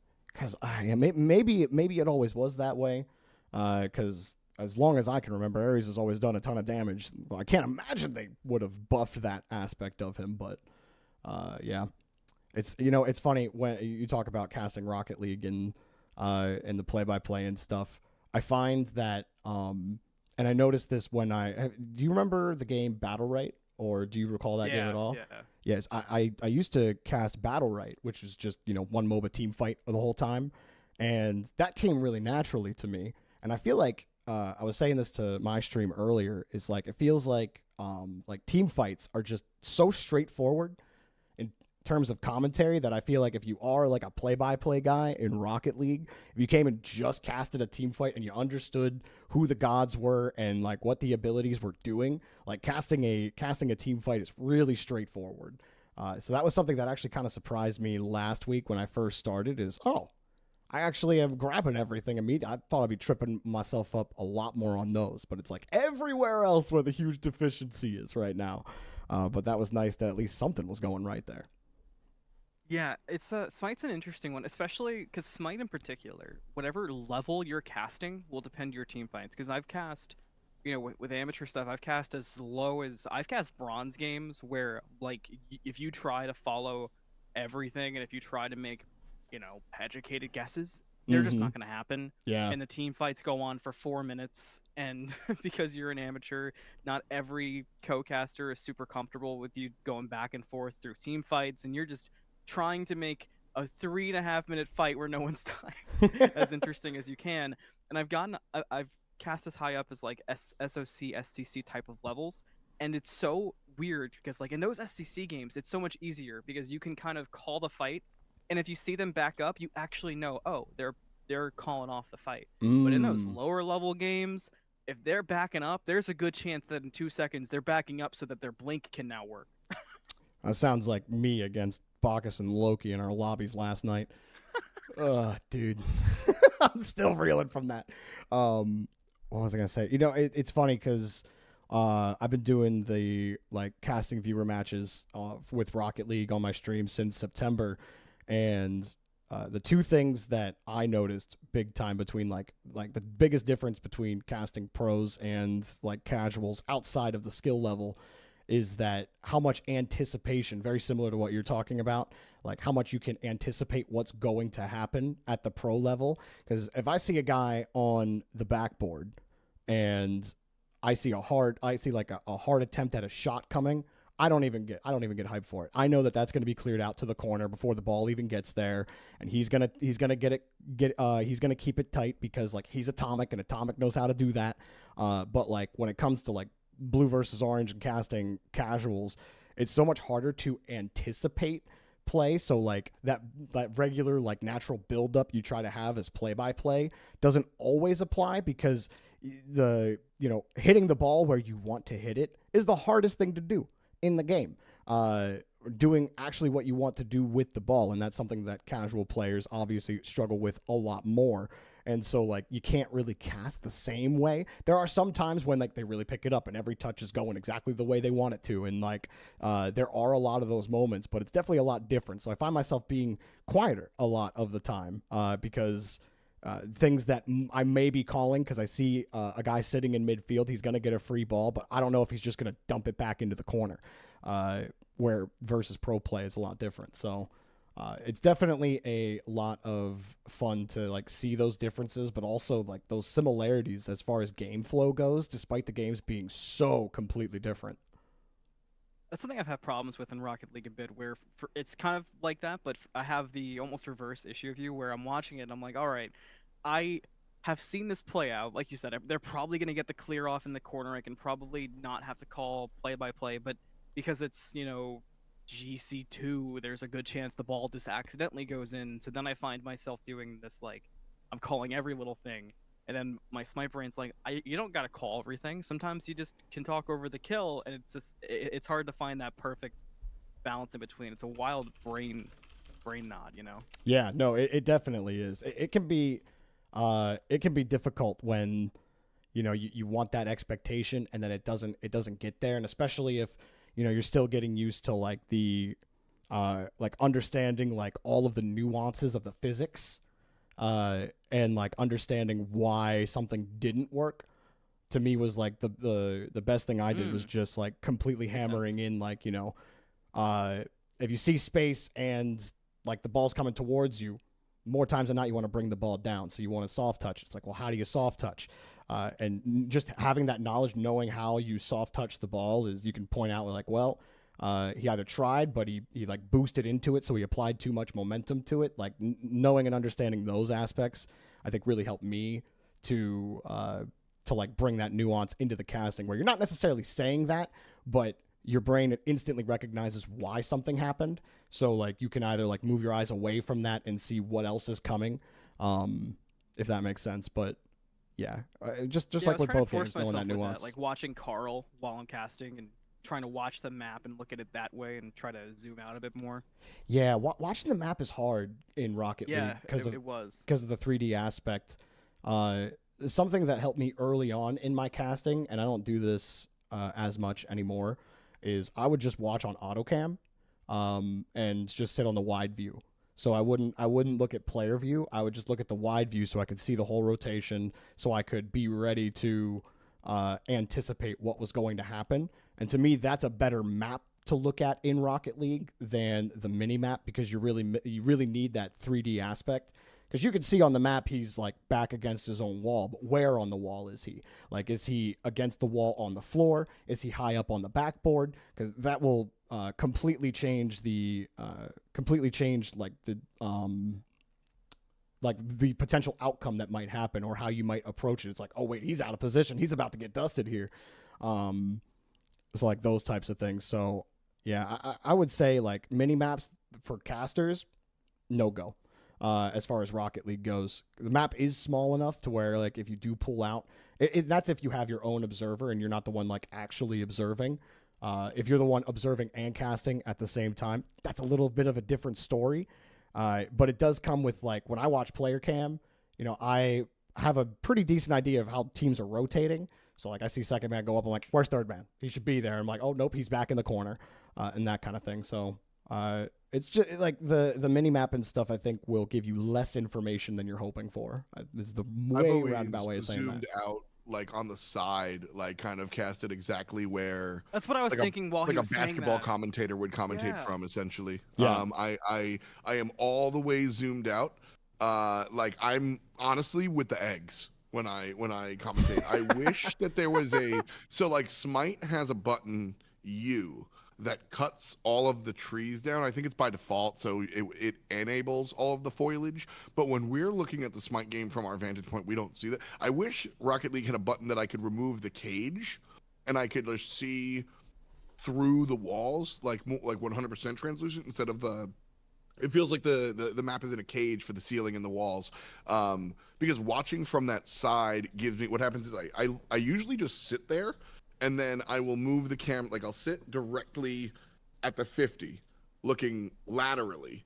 And then as the play shifts towards the right side, I'll shift towards the left and rotate like around. So I'm behind the play a little bit. Mm-hmm. And I basically sit at the 50 and rotate up and behind, either right or left, depending on which way the play is going, because that allows me to see the whole, like you said, the whole rotations, and really see where everything is coming from. Yeah, and if you don't play Rocket League as much, you definitely need that. I think, because the intuitive stuff comes just because I have 8,000 hours in the game. and play at a relatively, as far as the curve, the rank distribution curve goes, at a relatively high level, and having that like instinct helps me like be on player cam and just have a better understanding of what's actually going on. But I imagine it probably is very difficult, especially if you're using like director cam and cams are switching all the time and you're not like that flow is a little different, especially if mistouches happen or anything like that. Yeah. Just keeping your cam wide. Like I said, that's what I did early in my career. That's all I did. If I wasn't observing, and I rarely did, was just like you said, F dot pulling out. I wasn't as cinematic as you are with it. I definitely was just like, I pulled my cam, I put it max distance to the ball, and I would just sit it on auto cam where it would just follow the ball, and then I'd just cast like that. Oh no, I can't do auto cam at all because then you don't see off ball movement. No, you do. If you the auto, I wind up like not being able to see like, because I want to look into like marching band. I want to be able to see the whole. Yeah, I want to see all 6 players kind of. So you really are with the eggs then. Yeah, absolutely. That's like, crazy. And if I was an SSL player with 10,000 hours in, I would cast the exact same way. Sure. Like I don't think that I don't think that like the instincts for a player really impact the way that I want to follow, because following the plays, it's even like player specific. Like, you know, you go back. We were looking at like season 1 stuff, and the commentary was talking about how Gibbs is a great defender, and I'm like, the fuck is a defender? Like, you know, like we have a third man. It was a different game. But the back concept then. of Gibbs just sitting in the net waiting for Cuxier to show up, like that's not real anymore. And so, like I'm talking about metas, and I'm off the reservation, but like the idea of like player specific gameplay, you know that Alpha Cap's going to be aggressive here, or somebody else is going to be passive here. And so like understanding the player and where their teammates are and who their teammates are wind up being more impactful for me than like riding along. And specifically, I really like, my understanding of Rocket League comes a lot from off-ball movement. I almost think off-ball movement is more important than anything else. So that's what I'm always looking for. Well, you're a smart guy, F dot, because that is the correct answer. It's like, I don't know if you heard earlier, but when we started this conversation, I was saying to Anthony, we talked about this last week. I mean, Rocket League is all about, it's all anticipation when it comes to commentary. Oh, yeah. And you can't really anticipate whatever's on ball. Like to truly anticipate, you have to see what's about to happen. And so like that's the big thing with Rocket League, and it's always that way. It's like players gotta be 100% focused 100% of the time. So do you as a commentator to call the right things. So it's definitely which is scary, because like, yeah, I find in a lot of other commentary predicting the future is always a bad thing in a MOBA. Mm-hmm. Like anytime you're like, oh, and he gets the kill because the guy's 5% dead, and then he gets out, and then you look silly. I guarantee you'll do this, and I say that because I'll do it tomorrow as well. Like that's just one of the harder things to get at. And then you go to Rocket League, and you kind of have to train yourself to learn how to predict the future. Yeah, or like at least like be like, hey, the future is coming. Yeah, what's gonna happen? You have to. Yeah, exactly. Yeah. It's there's more. And I say this often in a slightly different capacity. Usually when we're talking about like predictions, whether it's like matchup or meta predictions, like theoretically, and you know, but like we are the ones that know what's happening. Like we are the ones that have the information, that do the homework, that read all the numbers. And so when I tell you that, you know, Team iDavy should beat, if I tell you that Team Seagull should beat Team iDavy because of this player, that player, this history, these numbers, these stats, and then iDavy wins, am I stupid? Like, I got it wrong. But that means sports happened. The thing that we didn't expect went down. And so when you're doing Rocket League, it is very, I feel like the gameplay, I feel like the plays are, you know, working out of this corner, they're going to push it to the mid, and I already see the pre-jump happening. I already see the shot on goal. I already know what's happening. 1 to 2 to maybe even 3 moves, passes, whatever in the future. And so I'm going to commentate as such. And then when that doesn't happen because somebody blocks it or demos or gets in the way, wow, that was so cool. Check out how they disrupted that play. Because it's so much about predicting the future, in my opinion, that like it is interesting when that almost for sure play doesn't go that way. Mm-hmm. And then you have the like, that's the cool moment more than anything. Yeah, I totally agree.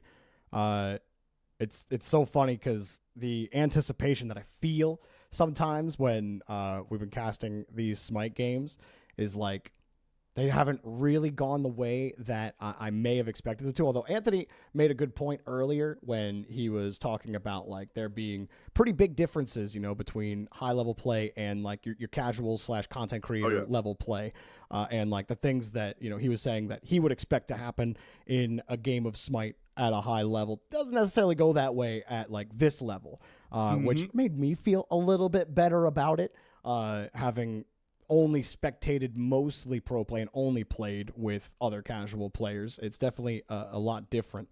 But like there's not like the anticipation. There's the lulls where I'm like, okay, well, F dot was talking about this. I still don't feel comfortable with the itemization here, but nothing is happening. So I'm like, and the lanes are all pushed up and we're getting jungle camps. F dot, how do we feel about that? That is actually, it's funny because you might not want to take advice from me here, and I will give you the whole context. I'm listening. Like, occupying space in a MOBA when ain't nothing happening is a part of the discipline. That is a part of what's going on. And I always compare it to baseball commentary. And I tend to just start telling stuff because I find it, I took this from basketball. Basketball restates the game every 9 minutes approximately, and so I try to restate the game every 7 minutes, depending on the meta. From 7 to 5 minutes is where I want to restate the game as a chair one. So the plays happen, and I'm responding, but it's been a little while since I said something, and I do it after an objective as well. It's been a little while since I reminded the viewers at home, because reminder, esports, majority of viewers are second screen viewers. They're not glued to the screen. So every 7 minutes or so, every Gold Fury, every whatever, I go, all right, we're 12 minutes in, and we are 5-4 with respect to the kills, a 3,000 gold lead, Gold Fury just going down, and then I sort of set the table, what the team's going to look for next, and like that is sort of a touchstone to like return to, and is always safe as long as you don't do it too fucking often. That is the problem. That's the issue, is that you can absolutely find yourself, well, I got nothing to say, so I guess I'm just going to read the clock and the score bug, and that becomes an issue. But it's important to do every once in a while. So what do you do when you don't have that touchstone? I just start telling stories. I just start yapping, because I don't need to play-by-play the blue buff being taken by the team who owns it, and I think it's objectively bad to do that. That said, a criticism from the Smite community about my commentary is that I talked about things that they like, cast the game, and I'm like, no. I noticed that's a, you know, that's a damned if you do, damned if you don't, you know, like. Yes, I agree with that, which is why I stuck to my guns. Yeah, if you do the thing where you tell the story, you'll always get the guy that goes, I don't understand why we're waffling. And then if you don't do that and you commentate the boring stuff, they're like, you don't need to play-by-play every meaningless moment. And the funny thing is that is always hard to remember. Those are two different people. Yep, exactly. You know, those are two different proof people. of the pudding. You can't please everyone. Yeah, in the first setting where the guy's like, dude, what is bro waffling about? The second guy is like, this rules. And then in the second instance, where you're sitting here like, and they're going to be looking for the speed bump. Looks like Circuit gets it this time around. Great impression of me there, F. Dot. Love that one.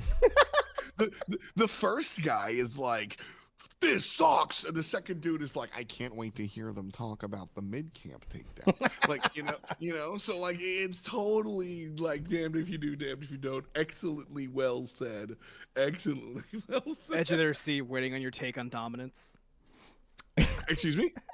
You're on the edge of their seat, waiting for your take on dominance for the 5th time. Well, you see, it pushes over the cap here, so I really want to talk about how the penetration saved. That You're was like, oh my god, he built brawlers, not Jotuns. That was definitely us with the Ares this game. That was 100% us with the Ares. But actually, I gave you the real high-res hours where I was like, no escape. No escape? That's actually a good It's point though to like ridiculous. think about the progression that way. Is like if it hasn't been mentioned, I've because I have been so scared off of it in Rocket League. I just try not to mention the scoreboard almost at all. So like I've only been looking at Really? like Is that this is a bit of a bad habit maybe for me as far as transferring over to Smite goes, which is like I'll consider like the gold, the XP differences, and look at itemization and the levels and stuff. But as far as like mentioning the kills at the time on the clock, I have like axed it. why do you stay away from that in Rocket League? Because the games are so short and Right. it's such a fixture on the screen. You know, it makes sense. It's it's a little bit smaller and a lot of the focus is underneath. But there are some down moments where you look up to see what the score is because the Yeah. score is all that matters in Rocket League. The kill count is not necessarily all that matters in Smite. I mean, the kill count. I argue the kill count doesn't matter at all. Well, The and that- only time even- I reference the kill count is when I'm resetting the game. To be honest with you, yeah. and I very quickly like I do it because that's what's expected. I go like, all right, 12 minutes in, and Team B is doubling Team C's 4 kills. It's 8-4. And then Yeah. I immediately dive into gold and experience because that's the important. Yeah. That's the important bit. I try to limit it to like once or twice per series in Rocket League because there are times when you're like, okay, it's been a tight game where like a team is down by 1 or 2, and there's like a minute 10 left on the clock, and so I'll say like 70 seconds left or something like that. So at least Word. it's different than what's actually on the screen. Yeah. But like saying what the score is like like just something Yeah. I got away from because when I listen back to it and I say those things, I'm like, I didn't need to say anything there. Nothing needed to be said at Yeah. that moment, which is again I think that's a fixture of Rocket League commentary specifically. So I found myself restating the game in Rocket League once. Like I would either prepare for the final play with like 19 on the clock and we're seeing the transition, can they get the final goal? Or it's really boring mid-game. We're halfway through, still scoreless. That's pretty much how I would touch and restate. But I think, like you said, I would just say in a absolutely longer nothing day- is happening in this game. Yeah, very funny. One of my favorite commentators, Stacks, which we'll get into this game after this hit real quick. As our first band comes out, it's Heimdall again. Stacks used to say this, and it's funny. So we had a very good talent manager who was a commentator herself, and she hated that Stacks used to say nothing doing because it's not proper English, but I said that for years in Smite as well. So I came in real hot like, Dilly, what do you mean? That phrase rules. She's like, it doesn't mean anything, Tom. I'm like, but nothing means anything. And she's like, oh, man, I can't talk to you anymore. I remember when she was about that. She's like, that makes absolutely no sense. And I'm like, well, Nothing doing. Nothing doing. Gotta When love I that. heard him say that, I was like, are you making fun of me? He was like, who are you? I was like, nice to meet you. I'm F-Dot. I casted Smite. He's like, I don't know what that is. Go Black Bears. And I was like, word.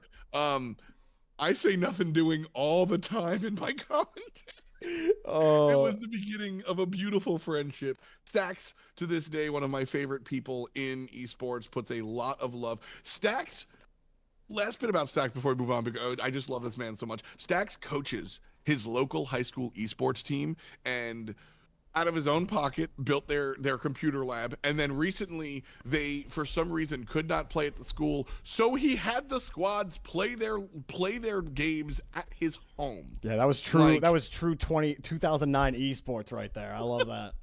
Like what a man. Dude's Like, a legend. just Stacks, and he's getting his flowers too. Stacks like kind of was under the radar for a long time. Recently got nominated for an esports award. Really getting a lot of love, not just from the Rocket League community, but overall. So much love to Stacks. You love to see the big man fly, and you love to see these picks and bans come through. Pretty predictable stuff. The Chiron going pretty hard in the other games. The Odin pretty OP, as we were saying. And so nothing too crazy with respect to the bans. And then Sobek comes out. Primarily, I think the first pick Sobek, is he numero uno must be picked? No. But he is very strong because he's Sobek. You always want to look at Sobek. Recently got a change. You can't lock the Croc anymore. He goes under player-made walls in the ultimate. But most importantly, what I want to point out is Total power! This is a flex pick. He can play solo or support, so it keeps the world open for iDavy. I love me some Turtle Power. Kuzembo didn't get banned. That means he's getting picked, baby. Let's go. Although I did want to ask you, F. Dot. I know you mentioned not fully understanding maybe the Heimdallr ban, but could it be the team fight power that he gets? Like the increased the team fight power make him slap harder? Because I was trying to think about it as well, and that's the second time we've seen him insta-banned. I mean, so the truth of the matter is, and we saw it with the on her in the first game that we covered with Team Hazer, the mid game prowess is very important because you get a little bit of a lead and then being able to leverage that lead elsewhere.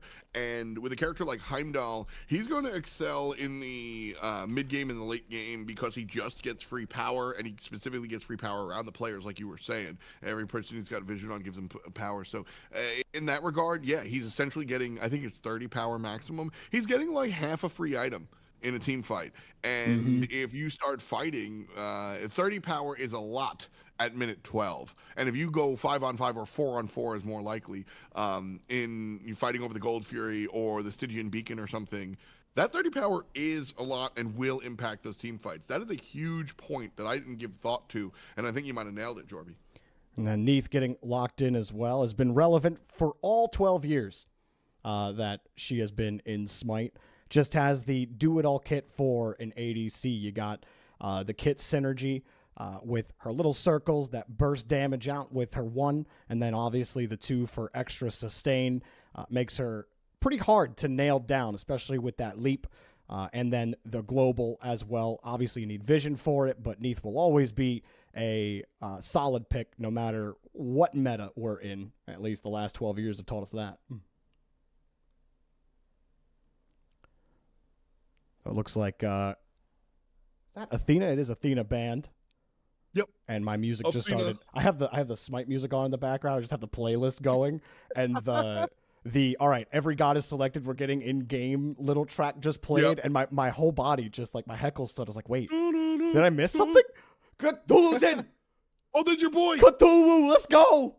That's what I'm talking have been about. all about Cthulhu lately. I love him, man. He gets so much free health, okay? If you built no health items on him by level 20, he gets 2,700 free health, okay? That is pretty good at a base level. And then you can just build even tankier if you want. You could get him close to cap. Do that. That's how most people build him. But lately, what I've been doing is building things like Doom Orb on him and building him more bursty than anything else. With the change to his 2, he no longer channels when he drops it down, so he's more available in a fight after he drops his 2. You know, you get the root, you get to use your basics to stack more torment, block their vision out, you get to keep applying that 1D buff, reduce their attack speed and all that fun stuff, and also that one does a sneaky amount of damage to the squishies if you're not careful. Most people, you know, they'll build, I've noticed Conduit still getting built on him at the start, even in support, because the free power is just way too good on him when he does have the base stats that he has. Important. His clear is insane with that 2 and 1. So I really like Cthulhu. Also, he's just a giant hulking presence. When he ults, that's literally terrifying to look at. And he's just chucking giant meteors at you and healing your team and swiping you off the map. I mean, come on, man. What's not to love about Cthulhu? I love this god. I'm done ranting. F. Dot. Take over. Oh, man. Cthulhu is like, it's funny because making, you know, when you're making a MOBA, the Super Saiyan Ultimate, where just like press button, your 3 abilities just get better. Like it's so tempting. Like it's right there. I would argue your game needs it.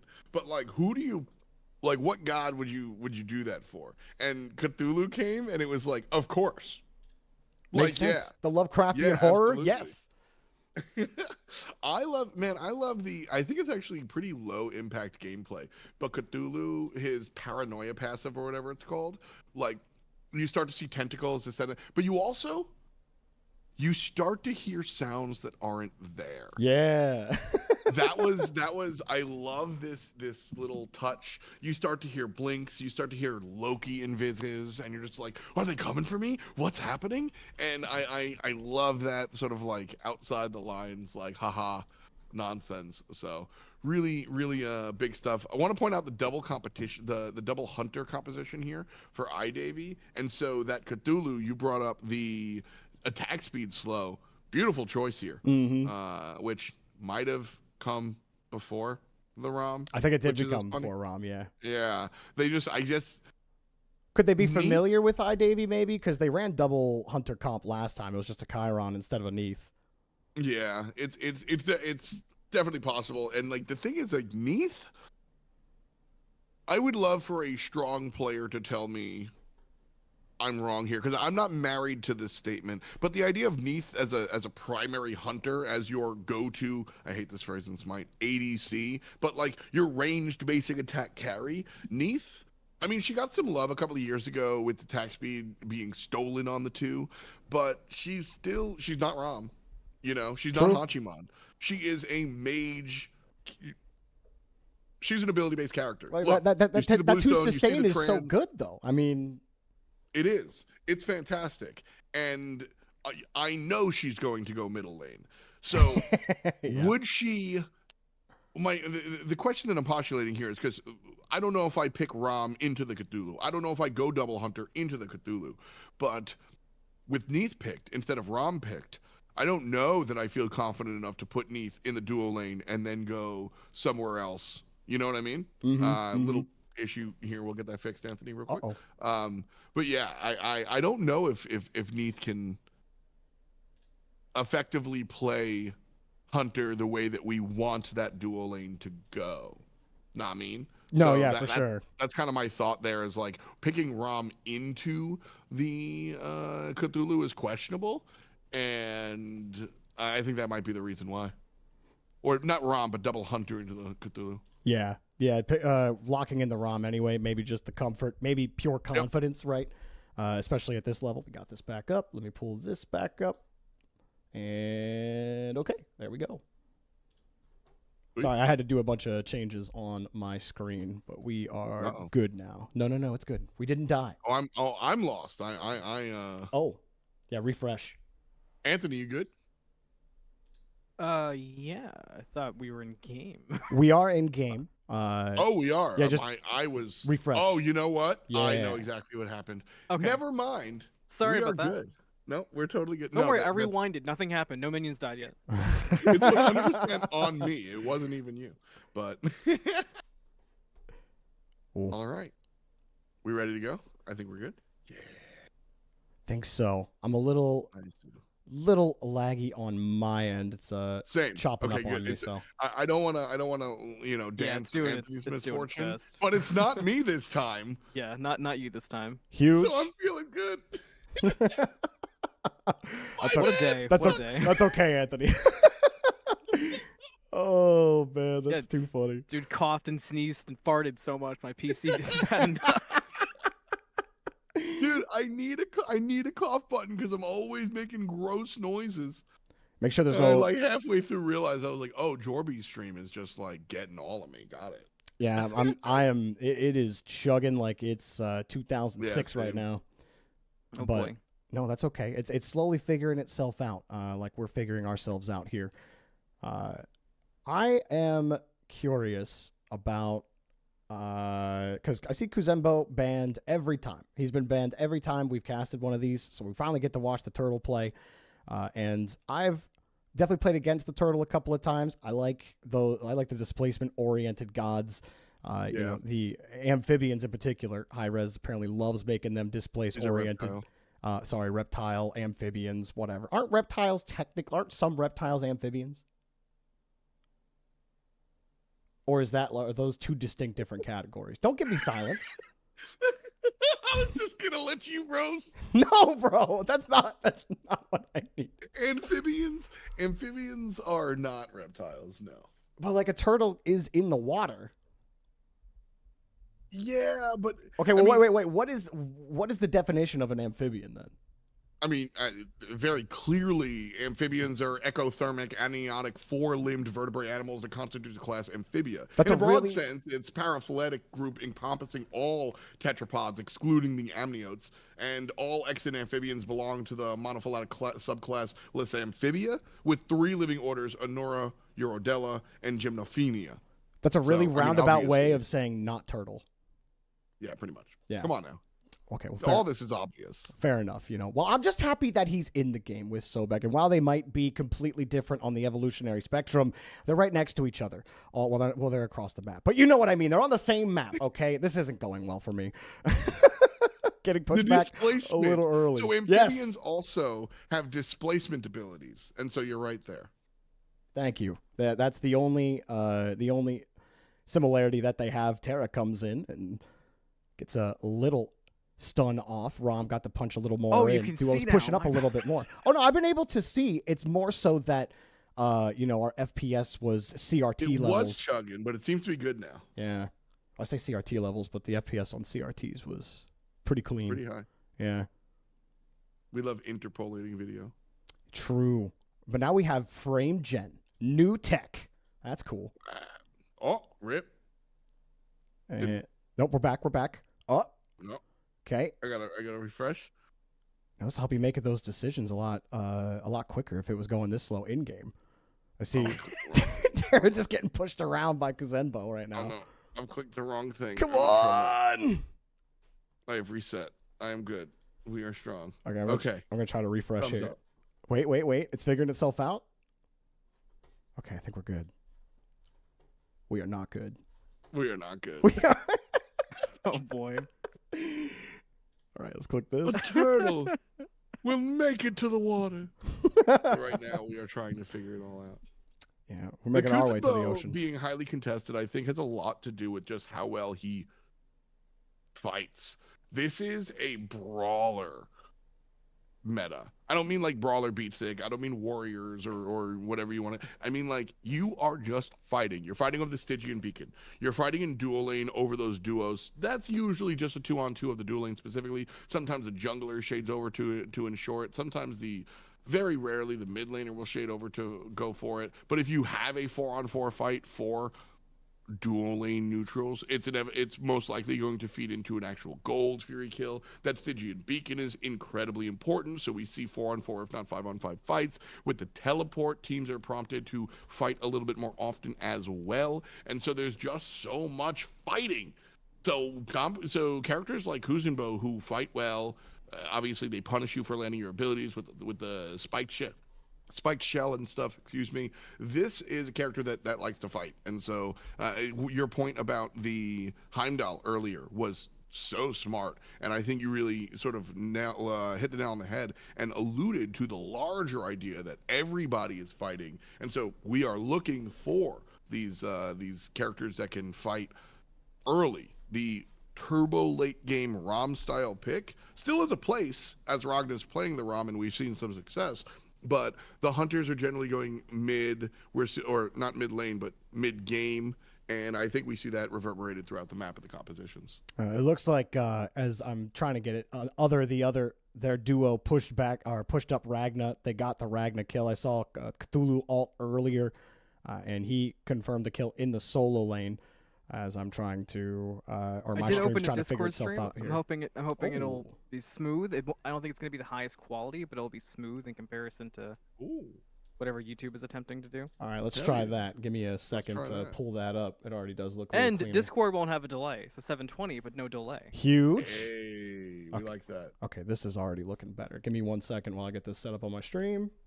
No worries, I've got it going. We're 6.5 in, 4-3 read the kills. I debut on the good side, but despite that, not really a gold lead. Not really a gold lead to mention, so to speak. So everything all even, if you ask me. The Neath in the mid lane, as we were discussing, should be expected to see a large ability-based build, even a bauble coming out here, as we said.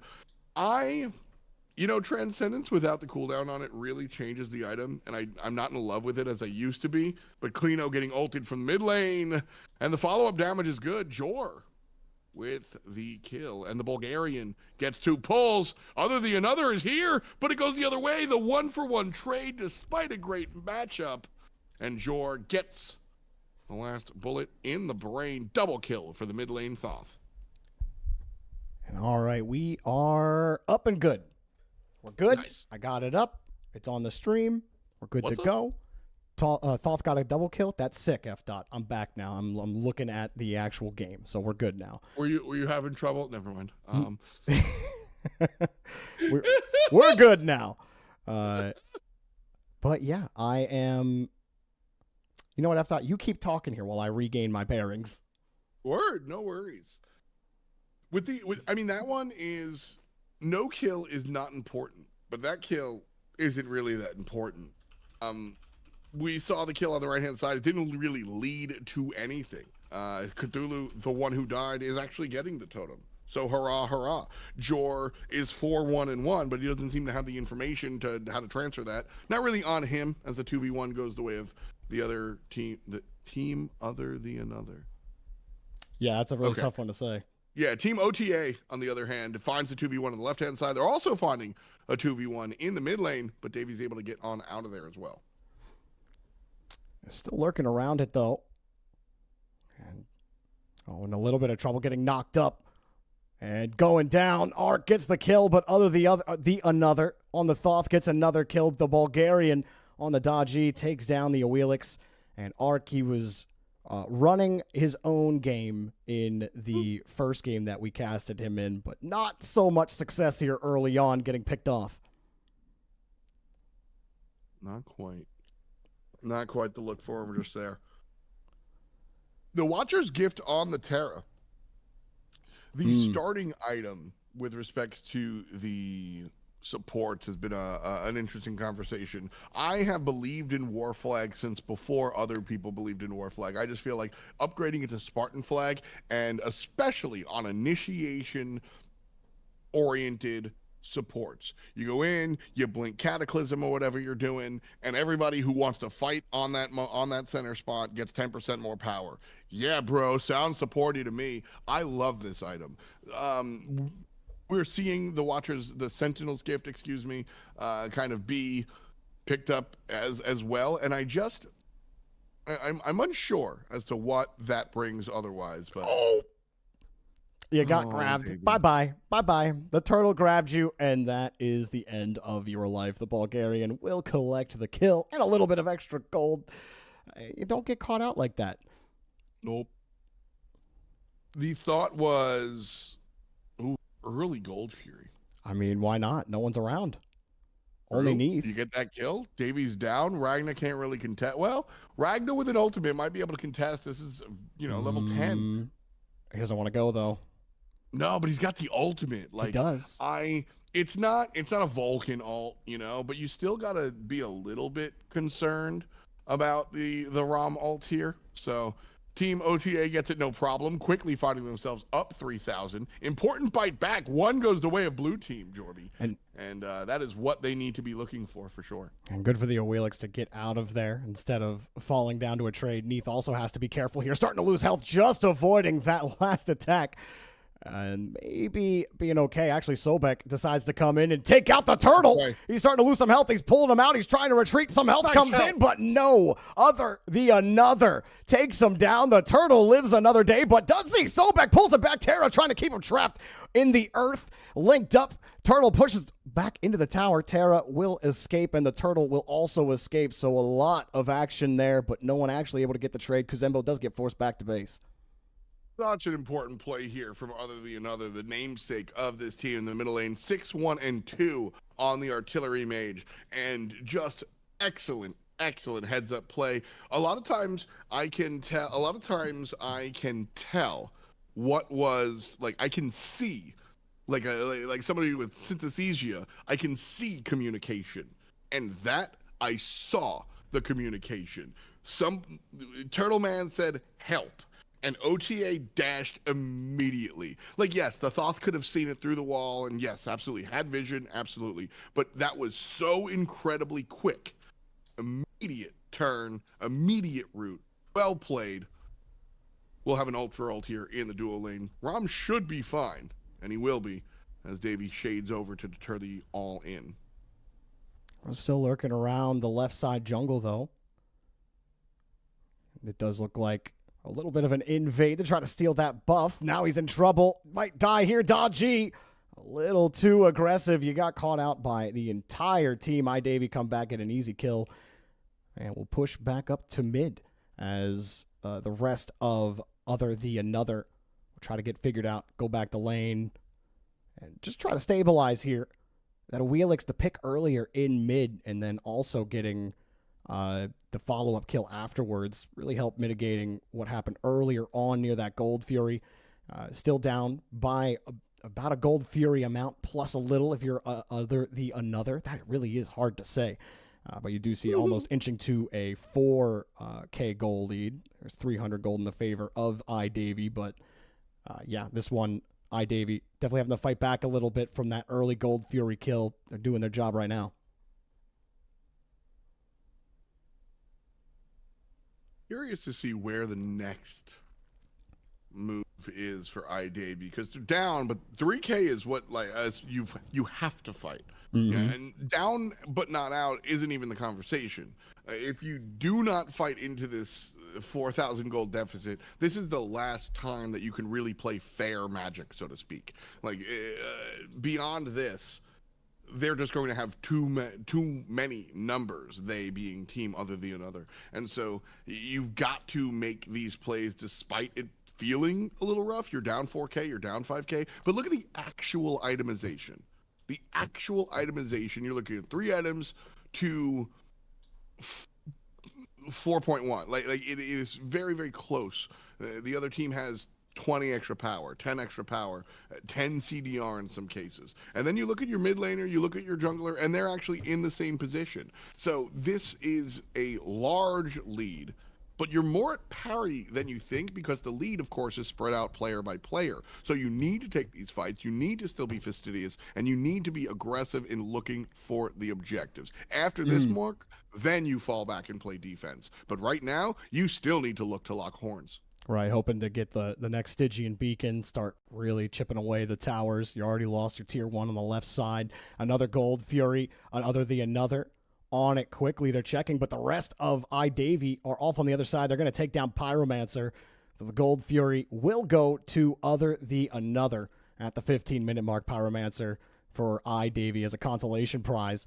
Kuzenbo coming across right after the kill. Cthulhu there as well. They will get away. They definitely don't want to lose a team fight here after you just got the trade on the Pyromancer. You really want to be smart about this, but Other the Another going to start crashing them in. The ult from Neath popping it up on the tower. Going to be protected for a little while. Dodgy going to figure out what to do. Meanwhile, someone's getting deleted. It's Other the Another. See you later. Rommel popped 1, 2. He missed the second one. Third one available. Sniped from his own tower. The Bulgarian goes down. Cthulhu ult popped, trying to peel everybody off, throwing the rocks down, bouncing them up, moving them back.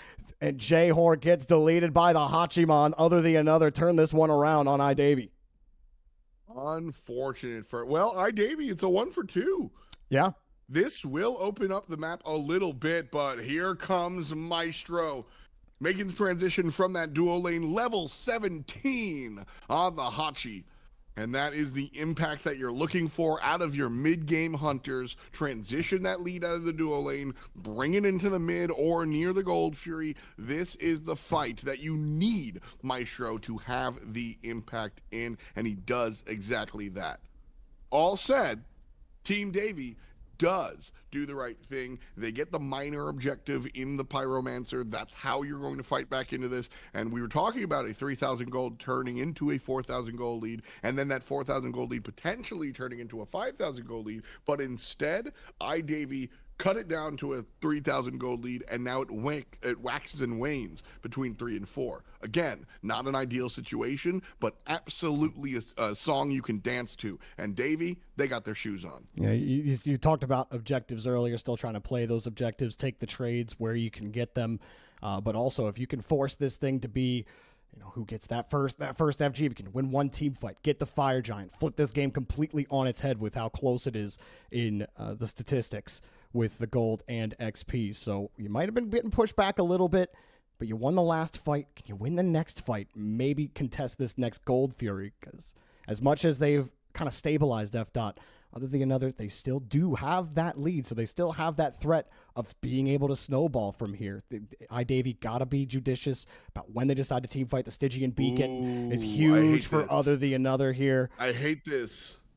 I hate this. This is going to claim the tier 1 on the right-hand side. I honestly care less about that, and more that Team iDavy don't get this objective. They don't even fight over it. They don't even look for it. They're just not there. And the Stygian Beacon is the objective that you want to fight for from behind. Other than Another is going to come from behind, rapping on the tier 2 tower, because there is no tier 1 tower, and there's no Wheelish. See you later. The namesake, OTA 7-2-2 on this mid lane monstrosity, as Team Other than Another gets a baker's dozen in total, and they're not done yet. Rolling them down. Davey, see you later. Well, that for iDavy, not what they needed. They weren't even on the Stygian Beacon earlier, and then they get flanked. They get destroyed. Thoth comes in, and you're going to be hearing that scream in your dreams. Well, nice job from Other than Another. Now they will start to snowball. Now they do have a 5K lead. Now they do have a Fire Giant that will be contested. Sobek, Neath still in mid. Sobek's just at least peeking around. What can they do? Neath is just going to push up that mid, and doesn't look like anybody will be able to contest that Fire Giant. Easy grab for Other than Another, and now things might start to get ugly.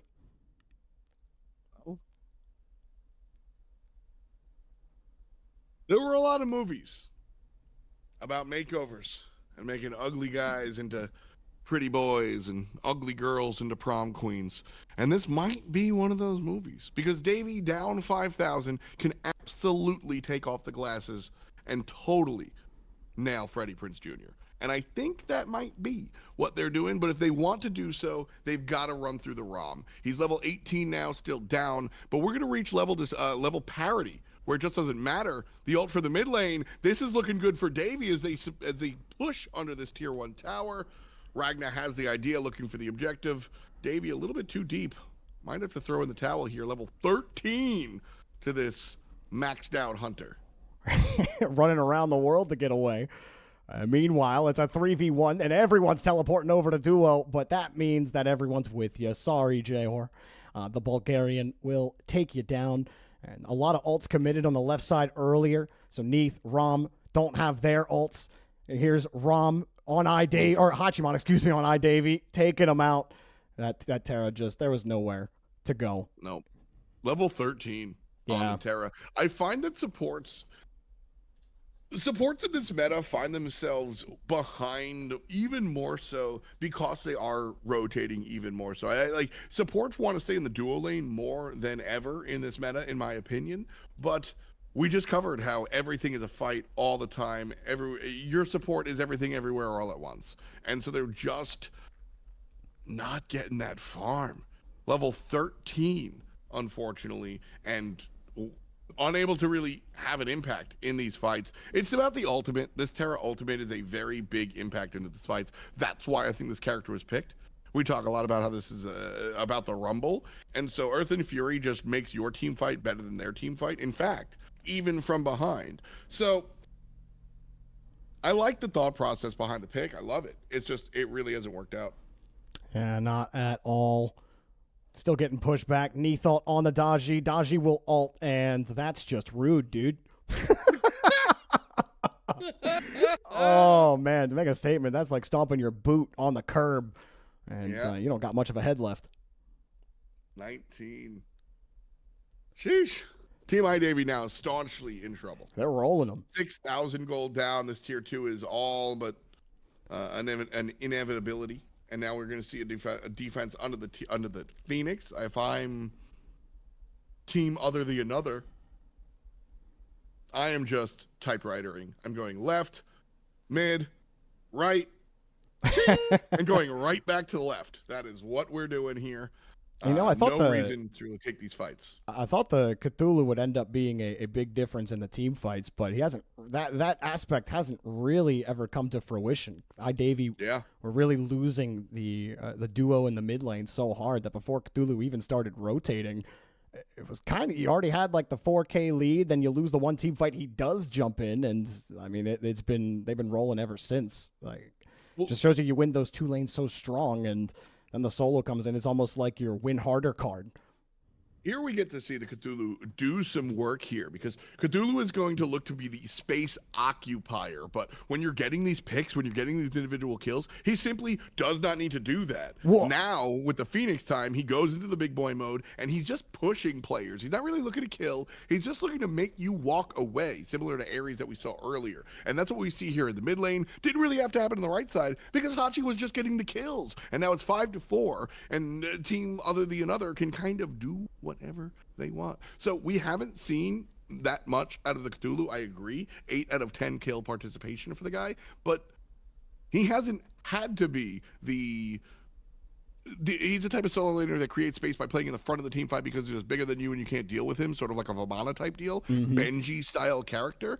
And well, he doesn't have to do that if there's nobody to zone because they're all dead. And that's exactly what we've seen so far from OTA. In fact, he's going to do it himself right there. Other than another has been nasty on that Thoth this game. Got those early kills, the glyphs fully online, and just poke with all of that damage through the glyph of pain. And there's just no response for iDavy. Their health bars are melting, and they are just turned into molten rock. Clino cleans up the aim. Blue, only one left back. Kuzembo runs. Run as you may, but you can't hide. You're gone. J-Horse down. That last Phoenix, it doesn't even matter. They're going straight for the Titan. Pop your Aegis, pop your beads. It's party time. It's GG. Team other than another. Take the game. That's a GG. Fantastic work here from team other than another. Fantastic work from other than another specifically. A lot of content creators have been, and you know, I am shining a light. I am not dunking on the others. These other content creators haven't been. This guy was the best player on his team in this game, and that's really cool to see. I just think it's neat that team other than another is kind of rallying behind their 9-2-5 mid laner. You know, I'm going to check myself on best player in the server here because Maestro did not DC. He ran this game. 7-0-3 for the Hunter. Outdone damage-wise by 2K from the mid lane mage, but that's what a mid lane mage does. Maestro's damage came in the majority of Maestro's damage came in the late early game when it mattered, not the early game when you're just kind of locking horns, and the mid game when it really mattered. And Maestro DC was the catalyst for the rest of what came. Last point I want to make before I let you talk real quick. 15 assists for Kuzenbo. I think there were 18 kills in total, maybe. And so a very high kill participation coming out from the support player. Definitely want to highlight that as well. Absolutely. I was just looking at the damage numbers over on iDavy's side, and Sobek matched the damage of the Awilix and the Neath. Not exactly how you want that one to go if you're iDavy, but so many other things went wrong. And, you know, the player damage is just the result of all those things going wrong. But really strong game. Kind of surprised me, especially with how well iDavy had played in the last game. You talked about we talked a lot about the double Hunter pick into Cthulhu, which ended up not being the biggest storyline of the game. It did end up being that Hachiman and the Thoth. So no additional things there for me, but great game from other than another. This was, yeah, very, very, I'm glad you brought that up because this was kind of cool. So at the end of the day, I mean, the Cthulhu, it's not like I said, it is not a rock to the scissor of the double Hunter composition. It's just another variable to think about. But we simply did not have to think about it because we used brawn instead of brains. There was a really cool kind of interaction here that you could focus on the Cthulhu, kind of making sure to keep Ram out of the fight by that way and making sure to keep Awilix rooted. But nothing mattered because Hachi and Thoth just shot everybody. And so you didn't need to lean on the utility. You didn't need to think about the numbers there. You didn't need Cthulhu to be Cthulhu because Thothkai and Hachiman were just chowing. And again, I want to highlight Kuzenbo doing the thing, but Hachi and Thothkai were just so impressive here. Absolutely earning the spotlight. Shout out to other than another here for a really strong again, not carry. This was a ball handoff. Hachiman did a lot of the work in the mid game, and then just gave the ball to Thoth, and Thoth said, "Okay, my turn," and then killed everybody else. So I like that play. So it looks like we were catching up in game number 1, but shout out Goat Anthony letting us know that game 2, iDavies actually came back and won game 2, the Force game number 3, which is being made right now. So I think we're heading right into picks and bans off the ripper. So iDavies, I'm curious what happened in that last game from them to come back quickly, because that game really snowballed one direction, but as games of Smite go, you ban 1 or 2 gods that were a problem child, and then you can win the game. So let's see how game 3 goes.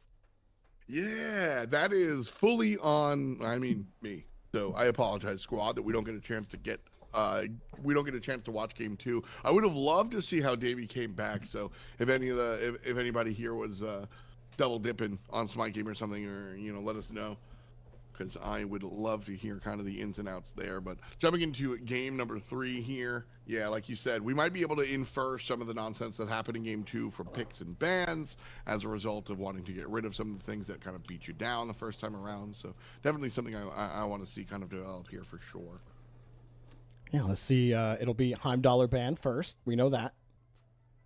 Heimdallr into Thor, and then they'll pick Kuzembo again. Probably. Watch. I mean, Kuzembo, you brought it up, man. He just has so much displacement. He just pushes you around, dude. He's a bully. Yeah, he literally just pushes you around. I love that. Oh man. Winners finals as well. So winner of this goes on to the grand finals, and they'll have to play the winner of Hazer and Siegel. Who Siegel beat Team Betty, which we don't like. We are big fans of Team Betty. Have you ever watched any of Betty's stuff? I have not. So Betty does great work that you would really enjoy. Dan is his name. Dan makes Smite culture history videos. So if you ever wanted to hear the story of when I went 0-21 in a Pro League game, or if you ever want to hear the story of how the shortest conquest game of all time, if you ever want to hear the story of how Captain Twig licks his hands before he plays the game, I'm serious, he does that, you can visit Betty's channel. That's crazy. He has all those great stories. Like, that's, if I was a YouTuber and not a commentator, that's the style of content that I would be making. Remember when. So I like that. But you know what also? I know exactly what happened in game 2. Ares happened. Ares happened. No, wait, no. iDavies banning the Ares, though. Well, they're also... iDavy, is there a way to tell? Anthony, do we know who has first pick? The team that banned Ares is the first pick. Team on the left. Yeah, team that banned Ares has the first pick. So they don't... Interesting. I want to see who they pick. Now. I think they want to pick... Ares, Thor, Kuzembo down, and then... We've usually seen Tank pick first today. Or Guardian, excuse me. Oh, Other Than Another did ban the Ares. Got it. Yeah.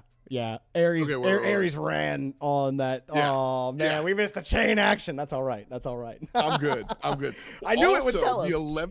The 11, so I'm looking at this, 11-1-9 jungler, 4-2-4 solo laner, 5-0-7 mid laner, and 3-4-16, so 19 KP here for the Ares. And yeah, for Asgard, for sure. Indeed. Broden makes it through, and he gonna be bird bombing. Let's go, Broden. Got that Gungnir Might buff. Chiron getting picked. Going, no doubt, into the mid lane. I haven't seen him anywhere else lately. And the Heimdallr gonna get picked as well. The double hunter continues. This iDavy love double hunter. That's all they want. That's all they get. Yeah, it's funny. Hunters are traditionally like late game dominant, and this is, for my money, a mid game meta. It's time to turn this battle very interesting in to our see favor. Such attention paid to these to the hunter class in general, which is late game. That said, Chiron and Heimdall, a little bit of mid game monsters themselves. Shibalanke, though, the ex-Balin Q coming out, and Shibby is staunchly a late game hunter. Yes, he can activate his passive free power mid game just like Heimdall, but I think of Xbalanque as a late game hunter. I think of Xbalanque as an extremely low clear hunter, so his ability to actually like kill these buffs is questionable. I think Xbalanque is close to being pushed out of the meta, and so I'm very eager to see why I'm wrong as team the other selects him in. This is Especially the with most exciting pick I see Ignore here. that Sobek. Are you thinking of the ban on They're Sobek? not picking Sobek. They're Yeah, not yeah, picking he's banned. Sobek. He's banning Sobek. We're getting through it. Thank you, Anthony. Appreciate that. But this Athena Xbalanque, no doubt that's going to be duo, right? Odin solo is how I'm seeing this. I And mean, like, that's so- a really low pressure duo lane, isn't it? So the thing is that Athena did get some love a couple of years ago in order to allow her to solo lane a little bit. Believe it or not, Confound, the taunt, has damage on it for some reason. Right. And Reach, I think, got a own. I think there is something to do with Reach as of the most latest patch. And so Athena's ability to push and be aggro in lane is a little bit more. But Athena can solo or jungle. True. Athena And jungle so still a thing. when I see Xbalanque show up and I go, this boy can't clear anything, Think about the Odin. Odin support might be interessante. And so I'm definitely thinking about that. Anthony, okay, word. So it's a it's that guy? I am the king of beasts. The King of Beasts, yeah. He doesn't even say his name. I'm so Dude mad. screamed at me. I was like Marticorus. So Marty's there, but Hebo. The Hubwa. I like it. So, Yeah? contestable F dot statement. Okay. I think Hebo is not a mid laner. Uh, I think Hebo's a jungler. I think he is too dangerous, not even dangerous to play mid lane, but he just can't handle it. It's tough. He gets farmed. He's melee. So many issues. I think team other than another. Wait for it. Xbalanque Odin duo lane. Athena solo. Marty mid. Hebo jungle. Final answer. I think you might be onto something there because the comp is a little weird off the rip. I want to see the Hebo jungle. Got them low cooldowns. His clear is absolutely insane. He can rotate around, clear those jungle camps really quickly, and once he gets going, I mean, you said it. The dude's damage output is some of the best in the entirety of Smite. He's a bursty boy through and through, and I love him. He's one of my favorite characters to play. Just watching health bars literally melt from 100 to 0 is so much fun on him. His poke with his 3 got even a little bit better ever since they let him just move slowly with it. That's just quality of life, but it is still a decent quality of life change for him. He can always I think be it's on an the move. absurd buff. I'm so mad about it. P.S. I have All the majors are thousands moving now, bro. I have like 4,000 hours on Hebo alone. Like, I love this character. I'm an idiot, and I hate. I don't think he needed that. I think the self root on the 3 was necessary. So we'll see. We'll see how this one works out. I am terrified. Yeah. Of the Susanoo O. I am terrified. This character had 11 kills last game. Yeah. I Davey gets the last pick. The character they got 11 kills with. Are you flipping kidding me? I mean, other than another have to have some sort of plan to deal with this because they had a second ban phase and they didn't ban it. I mean, it was all the displacement that they wanted to get rid of, all of the CC. It's like maybe they felt the Susanoo only did as much as he was able to because of the Ares and maybe you said who was the other on? It wasn't Sobek, right? It was in that game too. I saw you were like reading off the who was the solo? I was going off I was just remembering. Oh, that you're the just Solo had remembering. 11 Okay. kills because that was absurd. I Gotcha. don't remember who the solo hero. Okay. But the point remains. The idea that the characters around the Susanoo definitely enabled him. That's just how junglers go. And so by removing the Ares, by removing some of the nonsense on that team, absolutely opens the door for you can pick him. He wasn't the issue. He was the what we saw of the issue, but it really was one step below with the supporting cast, and that's absolutely a real thing to think about. So that might be the thought process here from team other than another. And I've seen this before where teams will do that, where they will do the math and they go, all right, this guy killed us 12 times.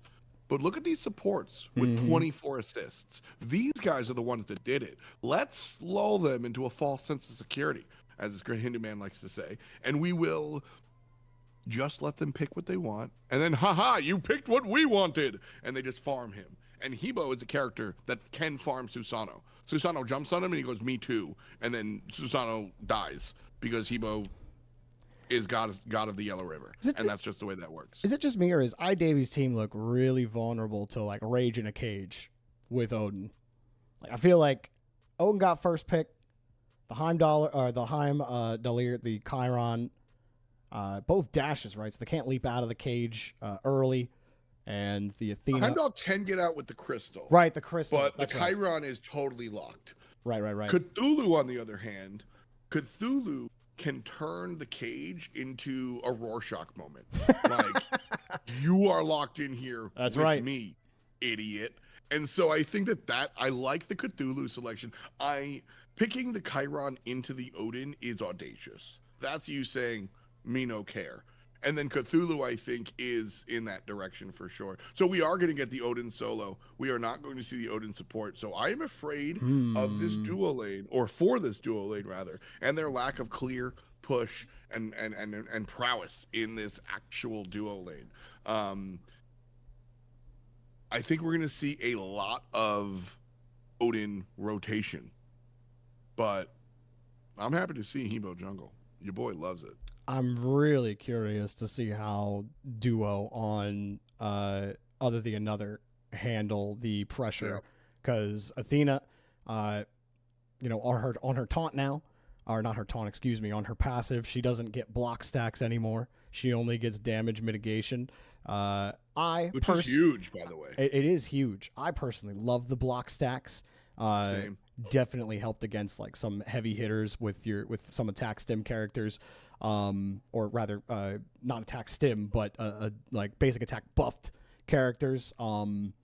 So I don't know how they're going to out pressure this lane. That will be the Charon and the Heimdall. I'm really curious to see how this one works out.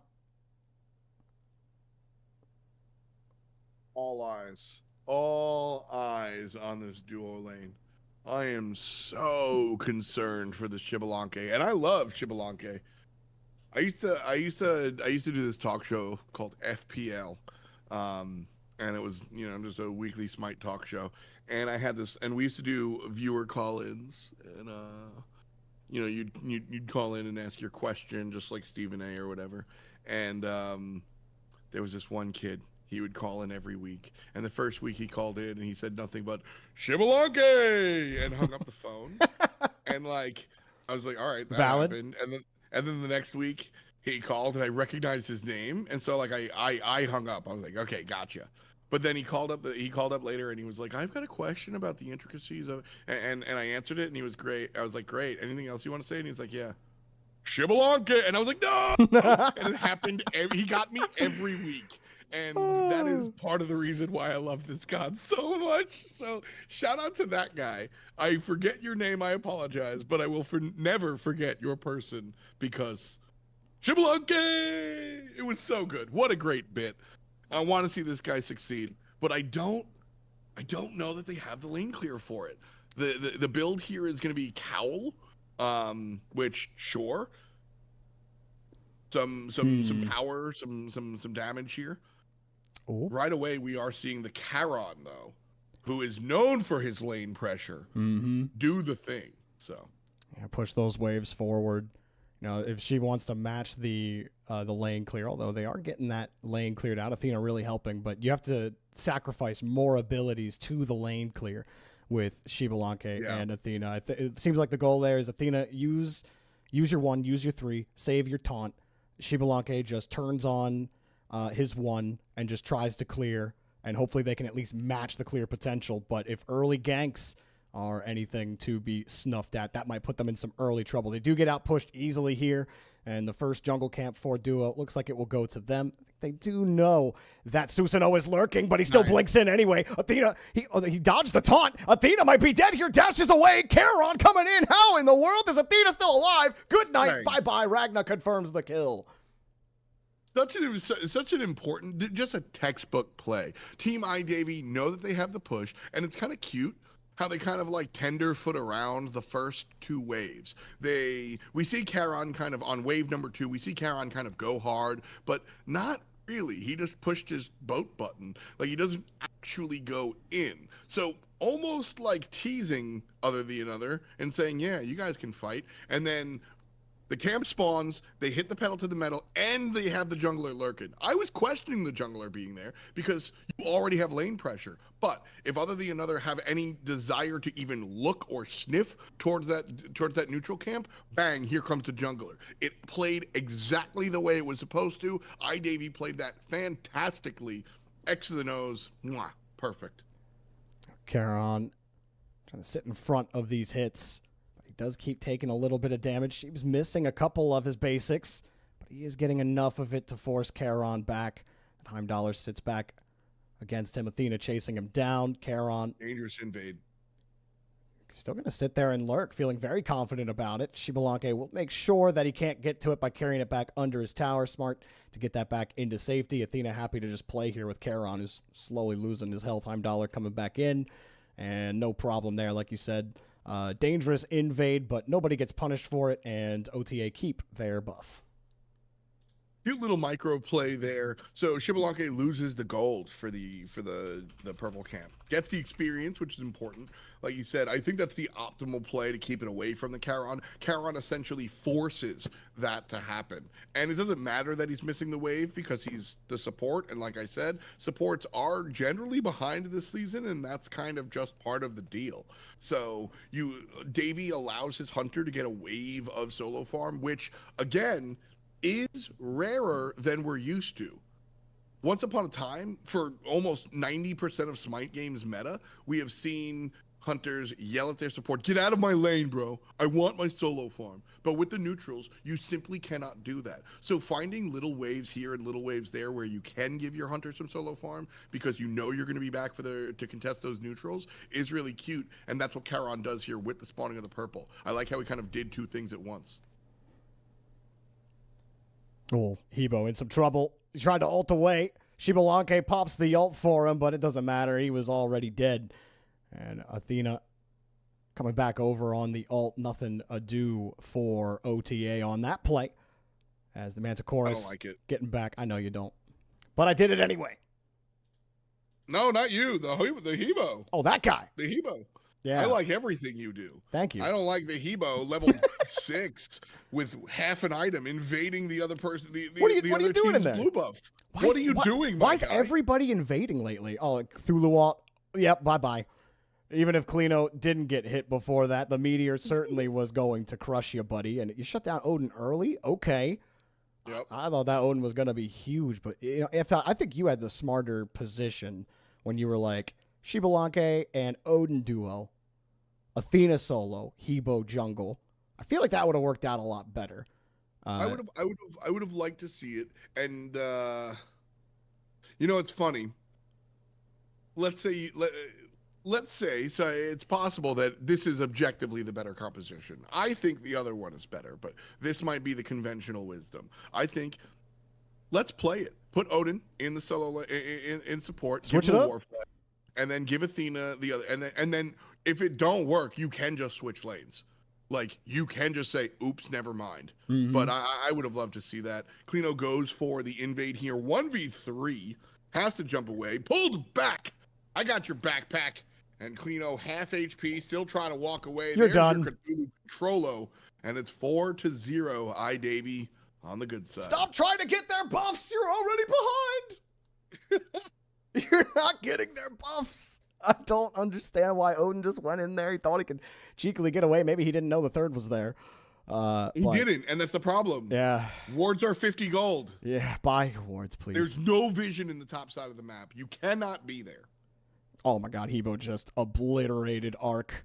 Just the Seems one, like then the 4. Hebo's not going to quit, though, as here comes, is that Athena? Got her. And Hebo going to chase it down. 3 about to come available. Yeah. Actually, the 1, Cthulhu is definitely dead. Bye-bye. The Bulgarian full on in the ocean. Hebo is disgusting.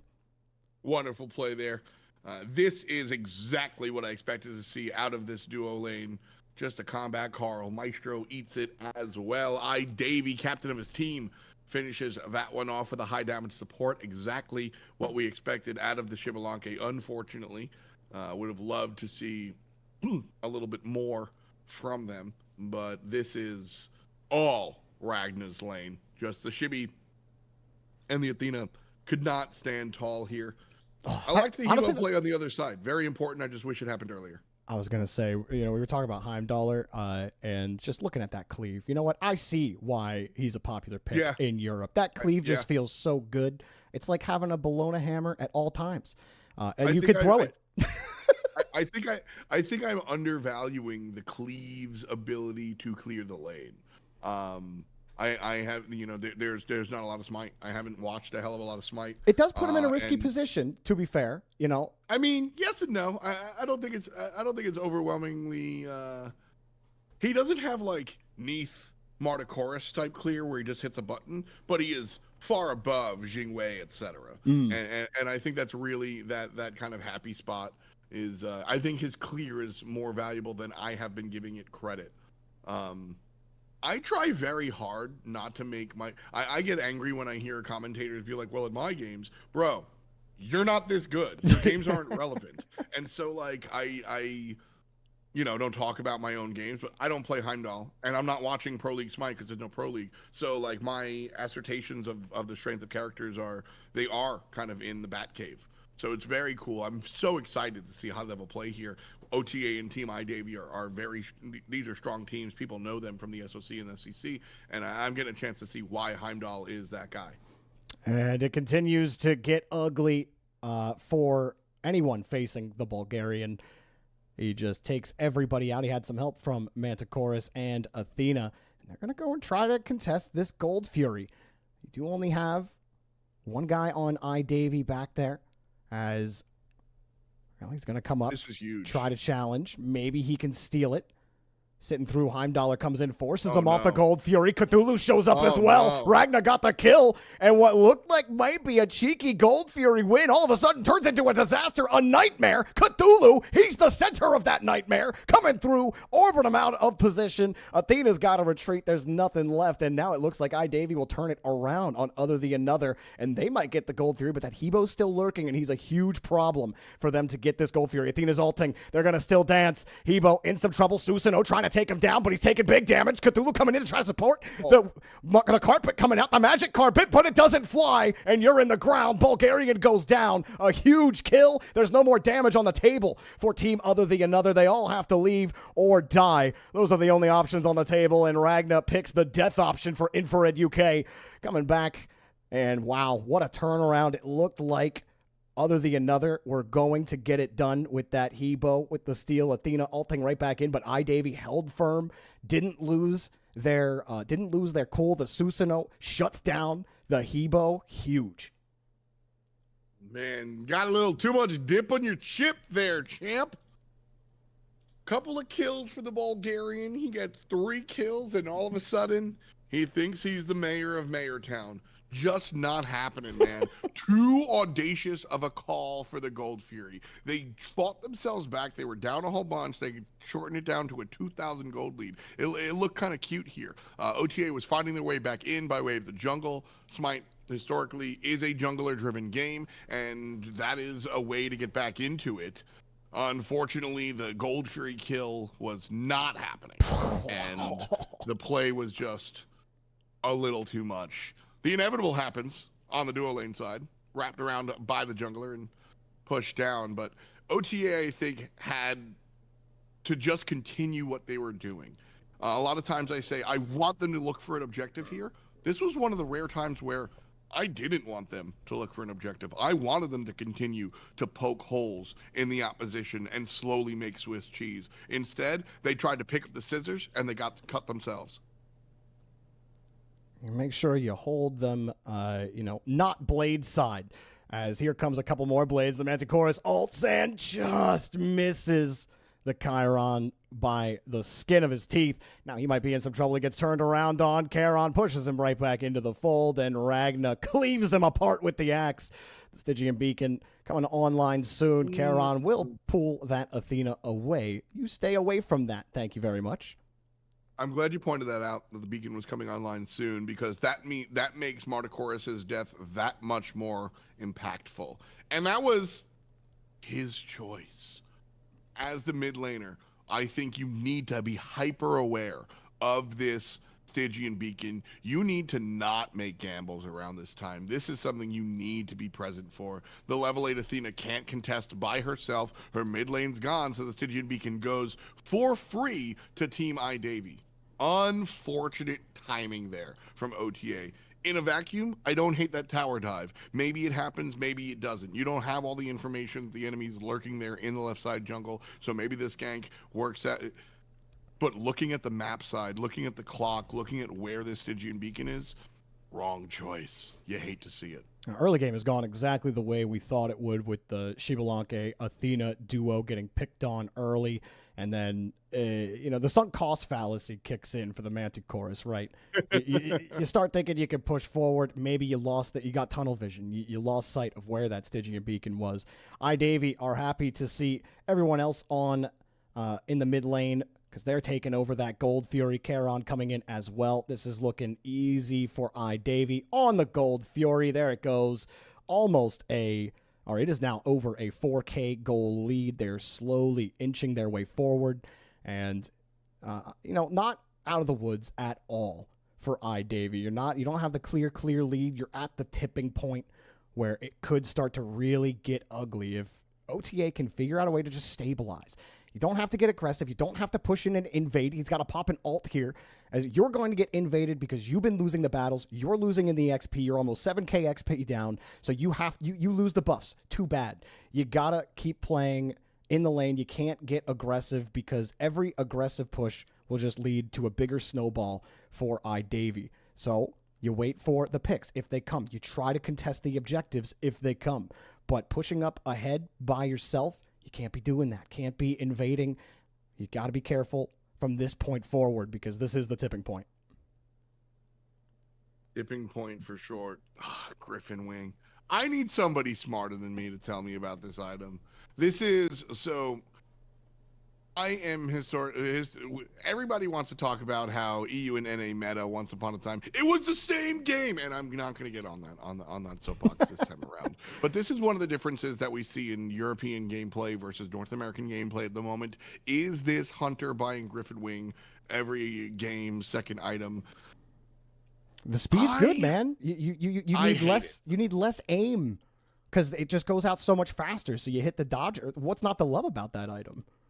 The lack of Anthony, if we could hover over it one more time, you're spending items, and this is like game designer, like this is gamey, I should say, not game designer, but this is just gamey. Like you're spending, part of this item is worse. The stats of this item are worse than they could be, because you're dedicating points of balance, so to speak, to the passive, and the passive doesn't make you better. The passive does not improve your character. It does not increase damage. So you're getting 40 power and 30% attack speed. The passive is irrelevant. I don't know. Different conversation. Gank in the mid lane. But, specifically on the gank, as Manticoris just sitting underneath this tower will fall, and Cthulhu coming in behind. That is going to be bad news for everybody. And, well, Ragnar already got one kill. That forces everybody back. The team completely separated. Hebo's sitting in mid. There's nowhere for him to really go forward. If he goes forward, he dies. Charon also, the threat of him being there, he could pull you in, and the CC will be enough. You get CC'd once, and you get deleted. But where are you going? Get out of there. Just leap out in time. just barely, but Cthulhu doesn't care. Now he knows you don't have a dash out. Hebo will ult, get the Hebo. 1 off. He's doing big damage, throws the 3, but he's got nothing left. And here's big old Cthulhu wrapping himself around. Aim Blue will get the kill on the Bulgarian. Odin jumping out of the bird bomb and cages at least Cthulhu, but it doesn't matter. Ragnar throwing that axe around. And F. You talk about the Griffon, whatever it's called, being a useless passive. I would say that it is not so useless. It is not so useless on Heimdall because let me clarify. He throws not so useless. slow. He throws not so useless. Slow. Okay. It doesn't. It's not as good. It doesn't. It does 0. Like it adds 0 damage to your attack. I mean, it does give you. Yeah, okay, that's fine. It adds 0 damage to your attack. It's 40 power and 30 attack speed. Yeah, and then I it's like hear you. HP 5 or something. But it does 0 damage. Like, so historically, I have just thought of this item as a fun. I don't want to get banned by Blizzard for saying this word, but noob friendly item. So brave. Like I just I don't love it. However, in this current meta, I find that the second item for hunters is a luxury item spot. We have flat penetration on our first item. Historically, your first item just has a bunch of power and there is no flat penetration on it. So you're forced to go flat penetration in your second slot, and then you can go percent penetration in your third slot. Everybody likes to go executioner in their second slot, and that percent penetration is too early. Congratulations, you're getting 28 prot shred, 28% prot shred, but homie only has 30 prots. So what are you shredding? So if there was ever a moment to buy Griffin's Wing, because like I said, it's kind of just a luxury item, they're not adding any damage by way of it's this meta in this second item slot. So I don't like this item in general because I don't think that it provides enough, considering you are giving up an important resource in an item slot. But this is the meta that you can do it, and Europe absolutely has picked it up and ran with it. Fire Giant, contested, but easily taken by OTA. That was a little scary at first. I was like, it's getting kind of close. You saw Cthulhu lurking as well. Thought maybe he'd get that steal. That would have been a huge win for Other the Another, who really needed one. They will get that win, but now it's about making sure your Phoenix stays up. That's for sure. Athena and Hebo sitting right on top of this left lane, but 3 players around. No one's going to be able to push forward, pick off a kill. Susanoo's also lurking. Shibalanke sitting in the mid. He's got to be careful about how he approaches. Could get deleted. Charon's also a little low. So this engagement, it could be the end of the game if OTA lose this fight. But they'll go right in. Odin Bird Bomb doesn't do a ton of damage, but we'll get things started and kicked off. Here's the big old Jehor already killed the Bulgarian. That's most of the damage taken off the table. Klino, though, gets a trade, takes iDavy off the board, and Cthulhu will keep on swiping, trying to keep this OTA team back. And how well is he doing? Well, he's doing well enough. Ragnar just keeps throwing the axes. Ark comes in, takes out Other the Another. Ragnar keeps on throwing the axes. The Phoenix is going down. What are you going to do, Shibalanke? Absolutely nothing. Oh, man. I think that was a monstrosity of a missed call there from OTA. They get a fantastic stop with the Odin cage. I'm not even going to say anything. They get a fantastic stop with the Odin cage, and then they re-engage. I think that's a hokey pokey moment. You put your right foot in, and then you immediately put your right foot out. I do not like the decision to jump on in there and look for it. You did you illustrated it perfectly when you said the first one to go down was the Hebo, and that's the majority of the damage. You then get the Odin cage. The kill that the Odin gets, oops, thank you. Is a high score good? That's an accidental kill. You take that and you run with it. The cage there gets you a guaranteed stop because they literally can't walk through it. You know, they can basically, I don't care. They have to wait for the next wave of minions. They simply can't engage one more time. unless you DoorDash your team to them. What are you doing? And then OTA just dies because they decided to. So I look at Team iDavy there, and they got cut a break. I don't know if Team OTA could have defended this left side Phoenix. Maybe it would have gone that way, but I don't think that it would have wound up as a Dia side and also a mid lane Phoenix. Yeah, I think they could have at least defended one. Yeah, you try to let iDavy make the first move there, right? Like, pushing out of that when you had no advantage, like absolutely no advantage. Shibalanke was also separated. Susanoo was zoning him out. So, like, that's also, like, as much as Shibalanke has been shut down, that's still additional damage. He came in late to that team fight. So, like, the decision to go, I absolutely agree, F. Maybe this fight will go a little differently for them, but something tells me. I always say this in my ranked games. I'm like, you guys realize, hey, if we fall back onto the bird, it'll shoot the bad guys, right? Right. Well, it could shoot Cthulhu, but look how much he cares about it.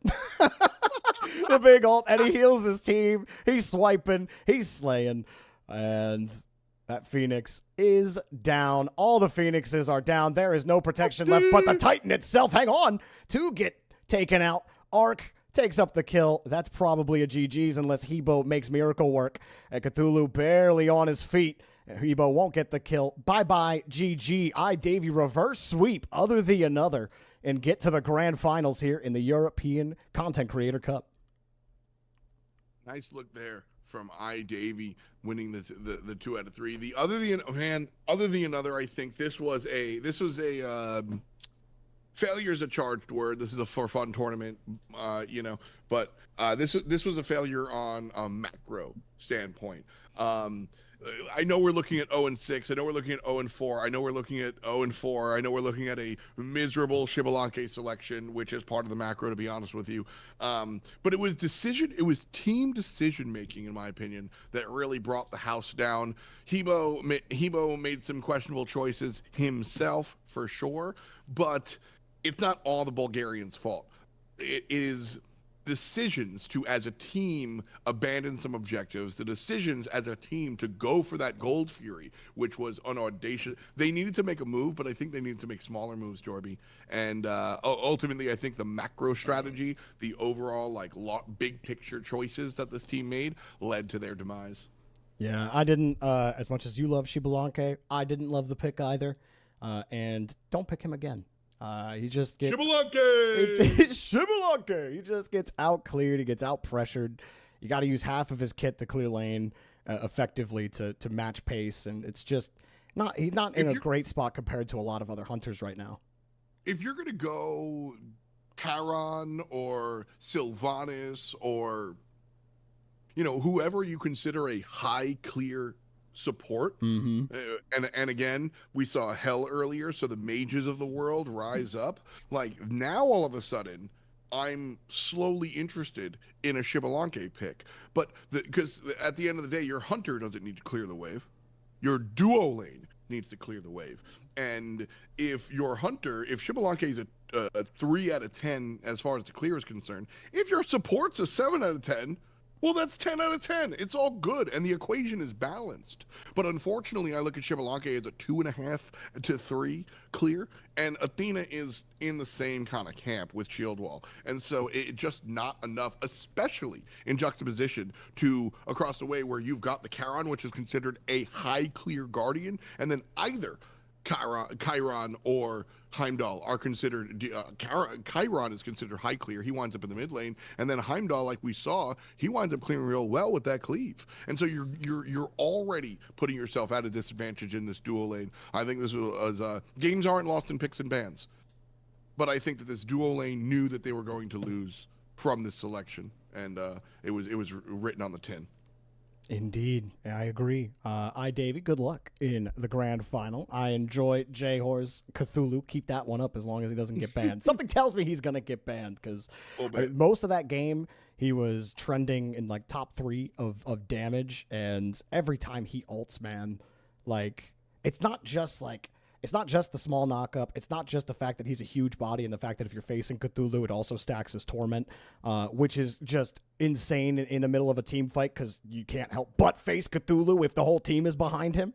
But like on top of that, the 3 giving you extra sustain in team fights, man, he's just in such a strong spot right now. that like I don't know, man. You can't let Cthulhu on the table. I'm happy you guys did, because I get to watch my boy grow big.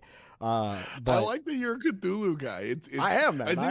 I think this is the fun part about like doing MOBA commentary is slowly the casters wind up getting, you start getting like known for your proclivity, so to speak. And Jorby being the Cthulhu guy is very, very that Look at makes that. sense. This skin. Look This at skin makes Cthulhu. sense. Come on now. Cthulhu. Someone definitely said Cthulhu like in the office, and then they were like, "That's a skin," and then that's how that skin got made. You can't convince me otherwise. Someday you got to come down here and we'll break into high res together and tour the studio, because that's exactly how that works. Like like one of my favorite stories is Anthony, bring up JorbyPls real quick. So Hercules, this is the most high-res thing ever. So Hercules, once upon a time, looked like... Bring up the old one. Yes. Hercules looked like this. There was an original skin. Bring up classic Hercules. So classic Hercules looked like this bearded guy. This guy, right? And listen, Kevin Sorbo kind of sucks in my opinion. Like he's kind of like a shitty right wing dude. But he voiced this character like Hercules from the old TV show, which is hilarious. Yeah. The guy that goes disappointed. That's his curses line. It's so good. And that was Andy Sexton, who now works at Nintendo, just made that call. So go to default Hercules now. So Hercules got a model upgrade. And this is what he looked like. And the head was even a little smaller, but it was appropriate. The thing is that the lion on his shoulder makes his head look so tiny. And this is, again, larger, and it still looks like he's small. So the meme was around Smite that, big guy, little head, haha. So Hi-Rez responded by, yes, they made his head bigger, but they also made this skin. JorbyPls, where his head is extremely small and his voice pack sounds like this. Oh, it is great to hear that voice pack. This is the most this is what this company does. Like I love it so much. It still has Hercules has probably my top 2 skin in Smite, the baseball skin, and just the woohoo's just yeah, buddy. Yeah, buddy. Yeah, buddy. I'm sliding into base. Grand slam! I love There's it. There's no Y in T. There's no Y in T. It's so good, dude. Baseball Hercules is such an incredible skin. And like the funny part is like peanuts and Cracker Jack. This is like a 10-year-old skin. This is like objectively not high quality. It is not high resolution. It is not high poly.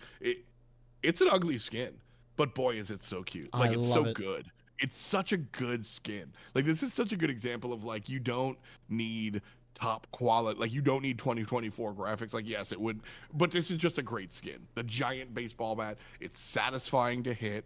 The baseball ultimate looks great. I think Smite and PoE lead all of gaming, and I acknowledge a little bit of bias, but hey, I don't work there anymore. I think Smite and Path of Exile lead all of gaming in their skins and their like this department. I look at Valorant and Overwatch come through, but like they have a very specific style. High-res skins kind of like span the universe. Talking about Cthulhu, the Enna skin, whatever it's called, the like old school cartoony skin, is like one of my favorite things in gaming, dude. This skin rules, dude. I love that. Look at that, Looney Tune ass looking guy. I love him. That's great. With the cowboy. I love his little turtle shell gauntlet. That thing is awesome. Look at him. He's a race car driver. Oh man. And then he goes big, his wings grow too. He's like got giant wings. It's awesome. Tunnel snakes rule. Oh man. But yeah, I really love Hi-Rez's skin game has always been top tier, and I love that they're not afraid to just like go out and do something completely silly and ridiculous, like continuing like the the Uncle Sam thing is crazy. Following in Ross' footsteps. Go to the Odin skin, Anthony. So they have this wiener skin. I was talking with Anthony about this earlier, bro. I was saying, so I like obviously there was a couple years where I had only played like 1 or 2 games of Smite a year because like Rocket League completely took over my life. But when I first started playing in earnest again, I played against an Odin in this skin. Okay. And I was like, what on earth is going on? I did not know. And I'm watching this guy and a hot dog with the fork and a hot dog on the skewer. I'm like, is that, who is that? Is that your brother? Is that like this is self-mutilation. There was a second one. Anthony, there's a burned one? I didn't even know there was Fiery Frank. I didn't even know. Fiery Frank is crazy. Do you know the Thor has one as well? Does because he? Of course they had to make it a whole category of skins. Of course. Which is awesome. I know so the beans Thor Baba Yaga, right? Thor's an energy drink. That's just absolute nonsense, dude. 43 grams of protein. Yeah, dude. Like, I like how it's all percentage, and then the radioactive symbol is just a check. Yes. Yeah. Yes. And then Boo Boo Yugu is the beans. I love beans in a can. Baba's Yagas. Also, if you ever find bacon in your can of beans, don't eat that. That's not good. However, bacon and beans is a good combo. Probably not underrated, probably properly rated food combination there. As far as the skin goes, S tier. So good. It's so good. Oh, you man. also actually get to see them, like, playing the ISO MOBAs. Love my ISO MOBAs. I play the hell out of Dota. I play a lot of Dota. I can't really see if my Pangolier is holding his gun or his sword. I'm zoomed out. My map is not on my character half the time. You know what I mean? Like, yep. I simply can't tell what I have equipped. Dota does a cool thing where you buy individual pieces. So I think Paladins did this once upon a time, where you buy and you can earn what you get: a helmet, you get a weapon, you get a breastplate, you get pants, and you can mix and match your skins. Like, there is no buy a skin. You buy like a different hat for your guy, you buy a different weapon for your guy or whatever. But again, that's very cool. But again, I just can't see it. I have to press a button on my keyboard to go into cinematic mode. Whereas, like, I'm always looking at Raw. Raw America. Skin. Actually, the Raw America gets stolen a lot. If you ever go by Fireworks, I guarantee you will see Raw America illegally used. No by way. the firework companies. Like, they just straight up. They just straight up like Google. They like, just take the card art and put it on the case. That's crazy. And you Happens know what? I'd do it if I time. got away with it too. Just kidding. I'd never do that. Well, I mean, realistically, these Great guys sell branding. explosives. They get sued, and then they shut down their company, and then the next year they make a new LLC and sell explosives. Like, it's once a year. Like, oh well, find me. Good luck. Yeah, I'm on some other state's border now. Good luck. There it is. Look, this is World Cup. That's insane, dude. Warning: shoots flaming balls. Oh, dude, that's so good. I can't believe it. They do it all the time. It's just Raw America. They steal this shit all the time. That's how you know you've made it, okay? I don't care what anybody says. How many characters in your game have made it onto a firework marketing campaign? None. That's how many. I used to down the block from my place in North Georgia before I moved was a store called Cloud9 Vape. Wow. And I just tweeted it at Jack from Cloud9. I was like, yo, let me get a lime bar or whatever, it's an elf bar or whatever it's called. And he was just like, what the heck? What is this? He had to go chase down. They were using the Cloud9 logo. Oh, like, the logo? Oh, I was gonna say, like, logo. I can at least see, like, you know, because Cloud9's not something that they like created, exactly. you know. No, but they were using the logo. That's crazy. They were using the logo, and like the I don't know, man. I think the Cloud9 logo is one of the best. Like, it is one of the best logos in esports. Like, it has multiple meanings. It looks like, you know what I mean? And like, oh man, it's just so fun to see esports stuff in the wild. You're like, wait, what's up? Yeah, dude, that is pretty great. Oh man, Smite's fun. I like Smite. It is, dude. Yeah, It is. I'm just glad you didn't see me last night, man. I don't know if I was just playing against a bunch of No, like you were cooking. grandmaster players. Anthony, shut up. I'm not gonna hear that from you right now, okay?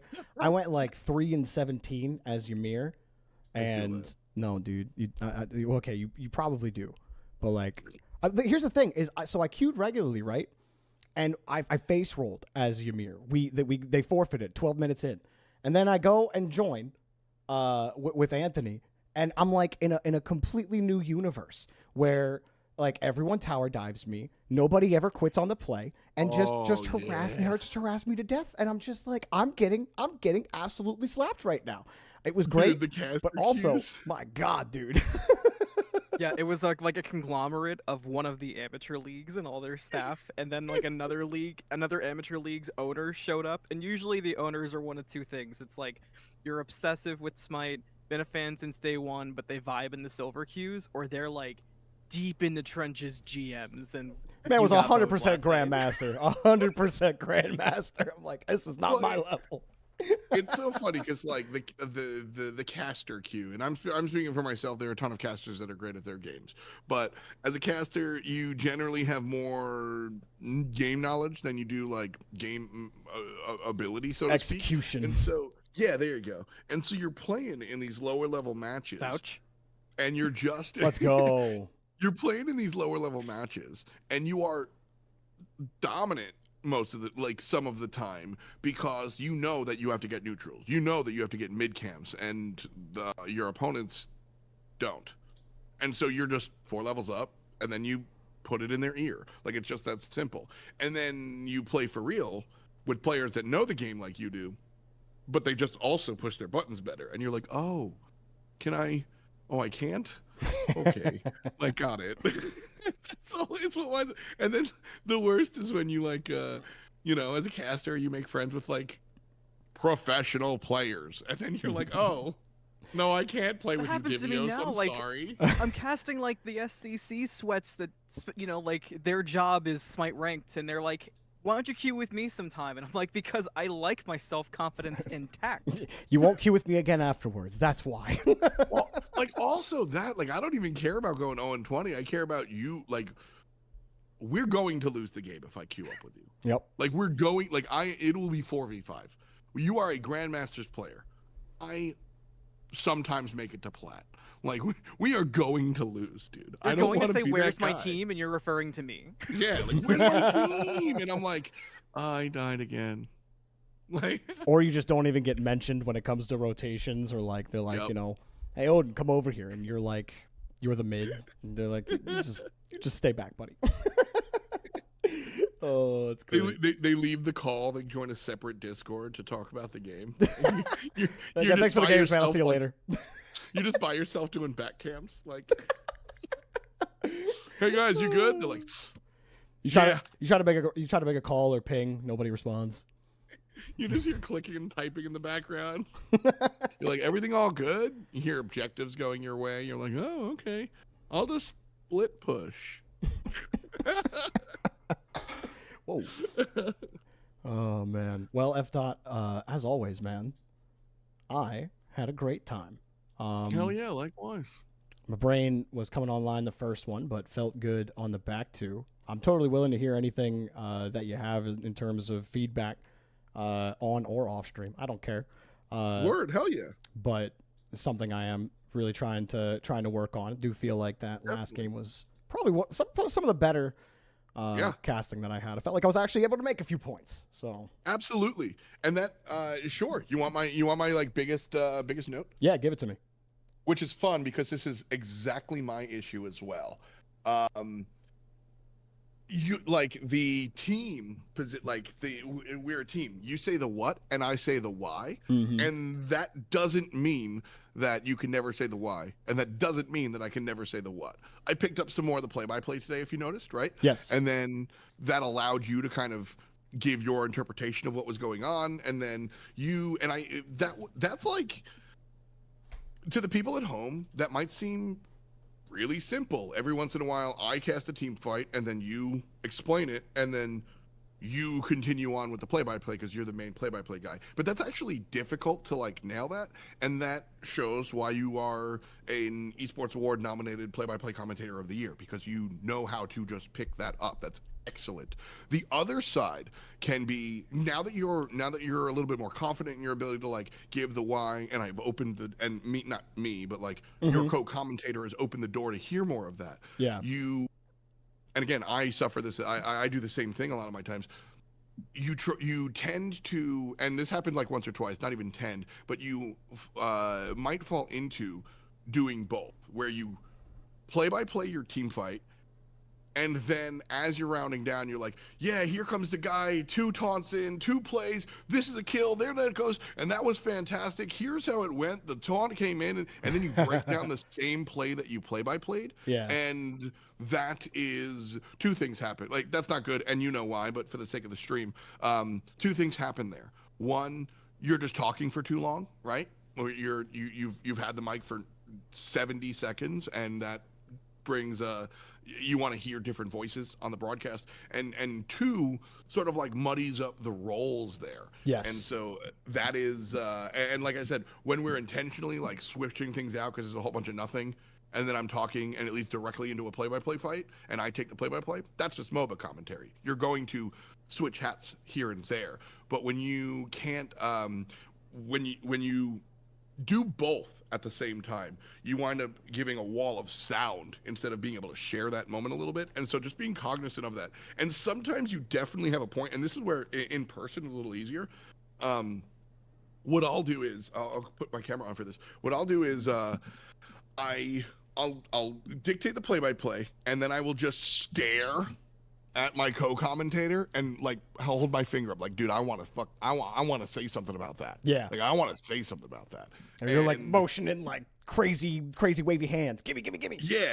because we are both capable of doing play-by-play. We're both capable of breaking it down, but the chair 2's turn, just so we hear a different voice, just so we hear a different thing. And also your chair 2 is seeing things that you aren't because they're not talking during the team fight. And then after I go, yeah, the taunt did this, the taunt did that, you get one of 2 things. If I didn't say what you wanted to bring up, you go, yeah, all of that's correct, but did you notice this blah blah blah? And now you're continuing the conversation instead of just being what, why, restate the game, we're boring again. Now we can continue to talk about it without relishing in the past. We're still on that fight, and that's filling up space. And then if I did say it, then you can just gush about, dude, exactly, I love the way you covered it, that's exactly what I was thinking of. And it just gives you another 2 or 3 sentences to kind of fill that space. A lot of MOBA commentary is elegantly filling space, and sometimes we know that we need to fill that space, but we do so inelegantly by holding on to the mic for too long, by waffling about nothing, by doing analysis on our own play-by-play, and by sharing that, it gives you an opportunity to more naturally and elegantly fill the space, that you have the right instincts and that the space needs to be filled, but it allows it to be a little bit more dynamic when you're sharing it that way. Yeah, I definitely felt that happened a couple times to me. So that's a good note. I still have that problem sometimes, even in Rocket League. Oh yeah. And I mean, I even said it to you after last weekend. That was definitely one of my own notes. So something I will absolutely keep an eye out for, instead of restating what I just said, is to drop it earlier. Got it. It's cool though, because it is the right mistake to be making.